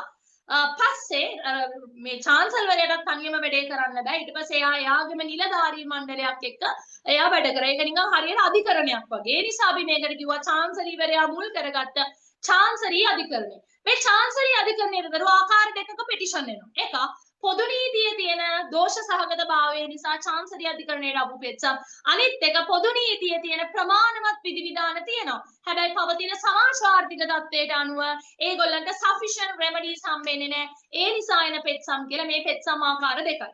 දැන් පෙරුව චාන්සලර්තුමා දැන් පොදු නීතියේ තියෙන අවුල දෝෂ සහගතභාවය නිසා මන් ළඟට ආපුවම මමත් ඒ හැන්දෙන්ම බෙදපුවම මේ මිනිස්සු තවත් අගතියටපත් වෙනව නේ මමත් ඒකම කරොත් ඉතින් චාන්සලර්වරයා බැලුව හරියන්නේ නැහැ ඒ මිනිස්සු පොදු නීතියේ දෝෂ සහගතභාවය නිසා මන් ළඟට ආපුවම මමත් ඒක කරන්න හරියන්නේ නැහැ කියලා එතුමා බැලුව අලුත් නීති ටිකක් හදන්න මේ චාන්සල්වරුන් විදියට දරු මුල් කාලේ පත්තුනේ මධ්‍යන යුගයේ ගොඩක් දරු පූජක පක්ෂය කියන්නේ සාමාන්‍ය පූජක පක්ෂය කියන හොඳ නරක යහපත අයහපත යුක්ති අයුක්ති ඒ වගේ දේවල් ගැන හිතන අයනේ හිත උණු වෙන හදවත් තිබුණු අය. ඒ නිසා මුල් කාලේ චාන්සලීවරයා මේ කියන තීන්දුව තීරණ ගත්තේ පොදු තමන්ගේ පෞද්ගලික මතවාද ඒ නඩුවේ ස්වභාවය තමන්ගේ හෘද සාක්ෂිය නිසා අපි කියන court of conscience කියලා හෘද සාක්ෂි අධිකරණ කියලා හඳුන්වනවා තමන්ගේ හිත උණු වෙලා අර හදවතින් තමයි තීන්දුව තීරණ ගත්තේ. ඒ නිසා කියනවා ජෝන් සෙල්ඩන් කියන නීතිවේදියා මේක නිකන් චාන්සලීවරයාගේ පාදයට අනුව තමයි යුක්තිය තීරණය වෙන්නේ. ඒ කියන්නේ ඒ නඩුවේ ස්වභාවය මත චාන්සලීවරයාට හිතන විදිහට තීන්දුව තීරණ දෙනවා. ඉතින් ඔය වගේ අපි කියන සාධාරණත්වයේ අගනා නිර්මාණයක් තමයි මේ බාර නීතිය පවා. ඉතින් දරුවෝ ඔහොම කාලයක් යනවා. කාලයක් ගිහලා මධ්‍යම යුගයෙන් පස්සේ ඒ චාන්සලී අධිකරණයේ වලට ජජස්ලා විදිහට අපොයින්ට් උනේ පූජකවරුන් නෙවෙයි. නීති ඉගෙනගත්ත නීතිය ගැන දන්න ලෝයර්ස්ලා වගේ ඒ වගේ දැනුම තියෙන අය. දැන් දරුවෝ හිතන්නකෝ පූජ පක්ෂය දන්නේ අර වගේ හිත හොඳ ඒ වගේ යහපත් දේවල් උනාට නීතිය ඉගෙනගත්ත මිනිහා බලන්නේ නීතිය ඇප්ලයි කරන්න. දැන් පොදු නීතියේ කටයුතු කරන අය හා සමාන නීතිය දන්න අය චාන්සල් අධිකරණයට ආවම මොකද වෙන්නේ? චාන්සල් අධිකරණයේ අයියෝ දෙකම එකයි. දැන් දරුවෝ අච්චර මල්ලි හොඳ හින්දා මිනිස්සු එයාලකට ආව සාධාරණත්වයේ මල්ලි ළඟට. දැන් මොකද වෙන්නේ? සාධාරණත්වයක් දැන් අයියා වගේම අපෝ කාලකට ගියත් එකයි. දෙකම එකයි. දැන් දරුවෝ චාන්සල්වරුන් විදිහටපත් වෙන්නේ අර වගේ නීතිය දන්න උදවිය නිසා. දැන් ඉතින් එතනත් ඒ වගේ. පස්සේ ඕක ටිකක් අර පස්සේ ඔය චාන්සලී අධිකරණයයි ඊට පස්සේ පොදු නීති අධිකරණය අතර ලොකු ගැටන ඇති වෙන්න ගන්නවා. ඒකට හේතුව ඔය Earl of Oxford කියන නඩුවේදී රජතුමා චාන්සල් අධිකරණයේ වාසියට තීන්දුව දෙනවා. ඉතින් ඔය වගේ යම් ගැටනකාරී තැන් ඇති වෙනවා. පස්සේ තීරණය කරනවා නෑ මේ දෙන්නව තවදුරටත් දෙන්නත් ඉතින් එක වගේ නිසා බොරුවට මේ දෙන්නව ඈත් කරලා තියලා වැඩක් නෑ. මේ මල්ලි වයි මේ සහාධාරණයත්වයේ කියන මල්ලිවයි පොදු නීතිය කියන අයියවයි ඒ නිසා අධිකරණ සංවිධාන පන්තියෙන් මේ දෙන්නම මර්ජ් කරනවා. ඒකට එකතු කරනවා. ඒ අනුව දරුවෝ එකට එකතු වීම අධිකරණ සංවිධාන පනත 24 සහ 25 වෙනි වගන්තිය වල විස්තර කරනවා. ඒ අධිකරණ සංවිධාන පනත 24 වගන්තිය කියනවා හැම ජජ් කෙනෙක්ම සාධාරණත්ව කියන සංකල්පයට ආලෝකයක් ලැබෙන විදිහට කටයුතු කරන්න ඕනේ. ඒ වගේම අධිකරණ සංවිධාන පනත 25 කියනවා සාධාරණත්ව රීති පොදු රීති අතර කොන්ෆ්ලික්ට් එකක් ඝට්ටනයක් ඇති වෙනම නම් සාධාරණත්ව නීතියට ප්‍රයොරිටි එක දෙන්න ඕනි කියලා කියනවා. ඒ අනුව මෙතන තියෙනවා ගැටලු දෙකක්. මොකක්ද උනේ ඇත්තටම අධිකරණ සංවිධාන පනත තුලින් උනේ පොදු නීතිය සාධාරණත්වයයි පරිපාලනමය වශයෙන් එකතු වුණාද පොදු නීතිය සාධාරණත්වයයි හරයාත්මක විදියට එකතු වුණාද කියලා ගැටලු දෙකක් මෙතනදී පැන නගිනවා. ඒතකොට ඔයා ඕක ගෙදරදී බලා ගන්න පොදු නීතිය සහ සාධාරණත්ව නීතිය පරිපාලනය එකතු වීමක් කියන්නේ වැඩ කරද්දී process එක procedure එක කාර්යපටිපාලනයේ විදියට එකතු වීමක්ද උනේ කියන එක. ඉතින් මේ ගැන කියද්දී පොදු නීති સિદ્ધාන්තයි ඒ වගේම අපි කතා කරන සාධාරණත්ව නීති સિદ્ધාන්තයි ඒ නඩුවකට අදාළ කරද්දී මිශ්‍ර වෙනවද? ඉතින් මේකට සර්ගේ ලෙක්චර් නෝට් එකේ ගොඩාක් කේස් තියෙනවා. දර සෝල් versus කූප කියලා MCC proceed වගේ cases at least දෙකක්වත් බලන්න. ඊළඟ ගැටලුව පොදු නීතියයි මේ සාධාරණත්වයයි හරයාත්මක විදියට දෙක තුනේ. ඒ කියන්නේ මේකේ නීති સિદ્ધාන්ත මිශ්‍ර වෙලාද? legal concepts මිශ්‍ර වෙලාද? ඒ ගැන කතා කරන case laws ගොඩයි එරින්ටන් versus එරින්ටන්, ටින්ස්ලි versus මිලිගොන්, නේපියර්, ඇක්වාකල්චර් ඒ වගේ case laws ගොඩක් තියෙනවා. ඉතින් ඔයාලට සිද්ධ වෙනවා දරු case laws at least මෙතන නම් තුනක්වත් බලන්න. මේ කියන case laws එක්ක මේ කියන නීතිය සහ සාධාරණත්වය අතර තියෙන මොන වගේ සම්බන්ධතාවයක්ද කියන එක බලන්න. ඒතකොට අර වගේ history එක සාධාරණත්වය කියන්නේ මොකක්ද? පොදු නීතිය කියන්නේ මොකක්ද? එතකොට ඇයි මේ සාධාරණත්වය බිහි වුනේ? කොතනින්ද සාධාරණත්ව නීතිය බිහි වුනේ? ඊට පස්සේ චාන්සලි අධිකරණයේ ස්වභාවය කටයුතු උනේ කොහොමද? ඊට පස්සේ මේ ඊට පස්සේ චාන්සලි අධිකරණයත් පොදු නීති අධිකරණය වගේ තත්ත්වයට දෙන්නම එකම විදිහටපත් උනේ දෙන්නම එකම තත්ත්වයටපත් උනේ මොන වගේ අවස්ථාවන් වලදීද දෙන්නම එකම තත්ත්වයටපත් උනේ මොන වගේ අවස්ථාවන් වලදීද ඒ වගේම මේ දෙන්න එකට එකතු වෙච්ච අධිකරණ සංවිධාන පනතේ ස්වභාවය ඒකේ අදාළ සෙක්ෂන් කේසස් මේ ඔක්කොම ලියුවොත් ඔයාලට හොඳ ලකුණකට යන්න පුළුවන්. බොහෝ විටදරුව මේකෙන් එසේ එකක් එන්න තියෙන probability එක වැඩි. ඊට අමතරව ඉක්විටි එකෙන් සර් මෙන්ෂන් කරේ ඉක්විටබල් රෙමඩීස් 12ක් තිබුණාට ඔයාලට දරුවෝ සර් මෙන්ෂන් කරේ රෙමඩීස් 3යි. පළවෙනි රෙමඩි එක ඔයා දන්නවා ඉක්විටි ඇක්ටින් පර්සෝනා. අපි කියන්නේ සාධාරණත්වයේ යම් පුද්ගලයෙකුට එරෙහිව පමණක් ක්‍රියාත්මක වේ. ඒ කියන්නේ සාධාරණත්වය කියන්නේ දරුවෝ ඇත්තටම මේ සාධාරණත්වයේ බේස් එක පදනම ෆවුන්ඩේෂන් එක වෙන්නේ ඔතනින්. ඒ කියන්නේ ඉක්විටි කියන දේ දරුවෝ ක්‍රියාවට නංවන්නේ යම් මිනිස්සෙක්ට විරුද්ධ නැතුව වෙන සමාජයකට විරුද්ධව නෙවෙයි. දැන් උදාහරණයක් විදිහට අපි ඉක්විටබල් රෙමඩීස් ඉගෙන ගන්නවා. ඔයා කතා කරන ඉක්විටබල් රෙමඩීස් ගැන කතා කරද්දී ඔයා ඉගෙන ගන්නවා විශේෂයෙන්ම නිරූපිත ඉටු කිරීම ස්පෙસિෆික් පර්ෆෝමන්ස්. ඔයා නිරූපිත ඉටු කිරීමක් ගන්න යම් කිසි කෙනෙක් ඔයාලට පොරොන්දු වෙච්ච විදිහට වැඩේ කරන්නේ නැහැ. ගිවිසුමට අනුව කටයුතු කරන්නේ නැහැ. අන්න ඒ වගේ අවස්ථාවකදී ඔයා අදාළ මිනිසයාට විරුද්ධව ගන්නවා ඉන්ජන්ක්ෂන් එකක් හරි නැත්නම් ස්පෙસિෆික් පර්ෆෝමන්ස් එකක් අරන් කියලා කරුණාකරලා ස්පෙસિෆික් පර්ෆෝමන්ස් එකක් නිරූපිත ඉටු කිරීමක් අරන් කියලා කරුණාකරලා පොරොන්දු වෙච්ච විදිහට වැඩේ කරන්නකෝ සිරිපාල. නැත්නම් ඉන්ජෙක්ෂන් එකක් අරන් කියන කරුණාකරලා ඔය බිල්ඩින් එක කඩන්න එපා සිරිපාල.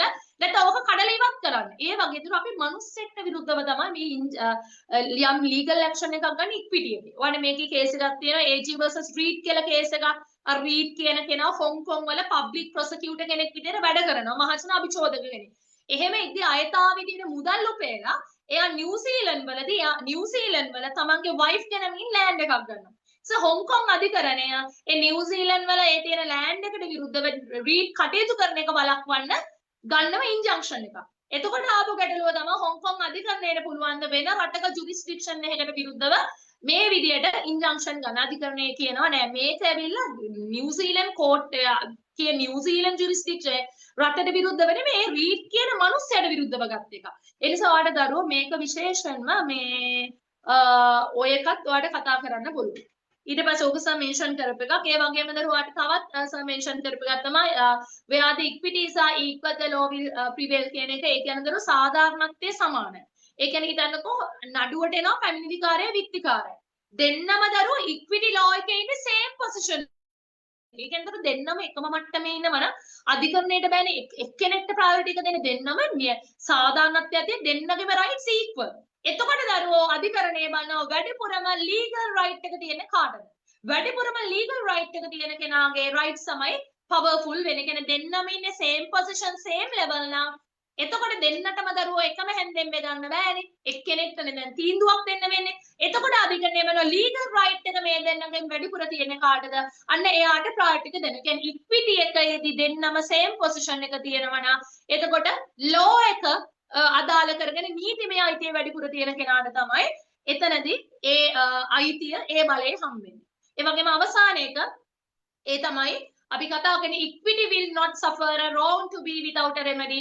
සාධාරණත්වයේ මගින් වරදකාරයා ප්‍රතිකර්ම නොමැතිව තබයි. ඒ කියන්නේ දරුවෝ සාධාරණත්වයේ බලන්නේ හැමතිස්සෙම උදව් කරන්න.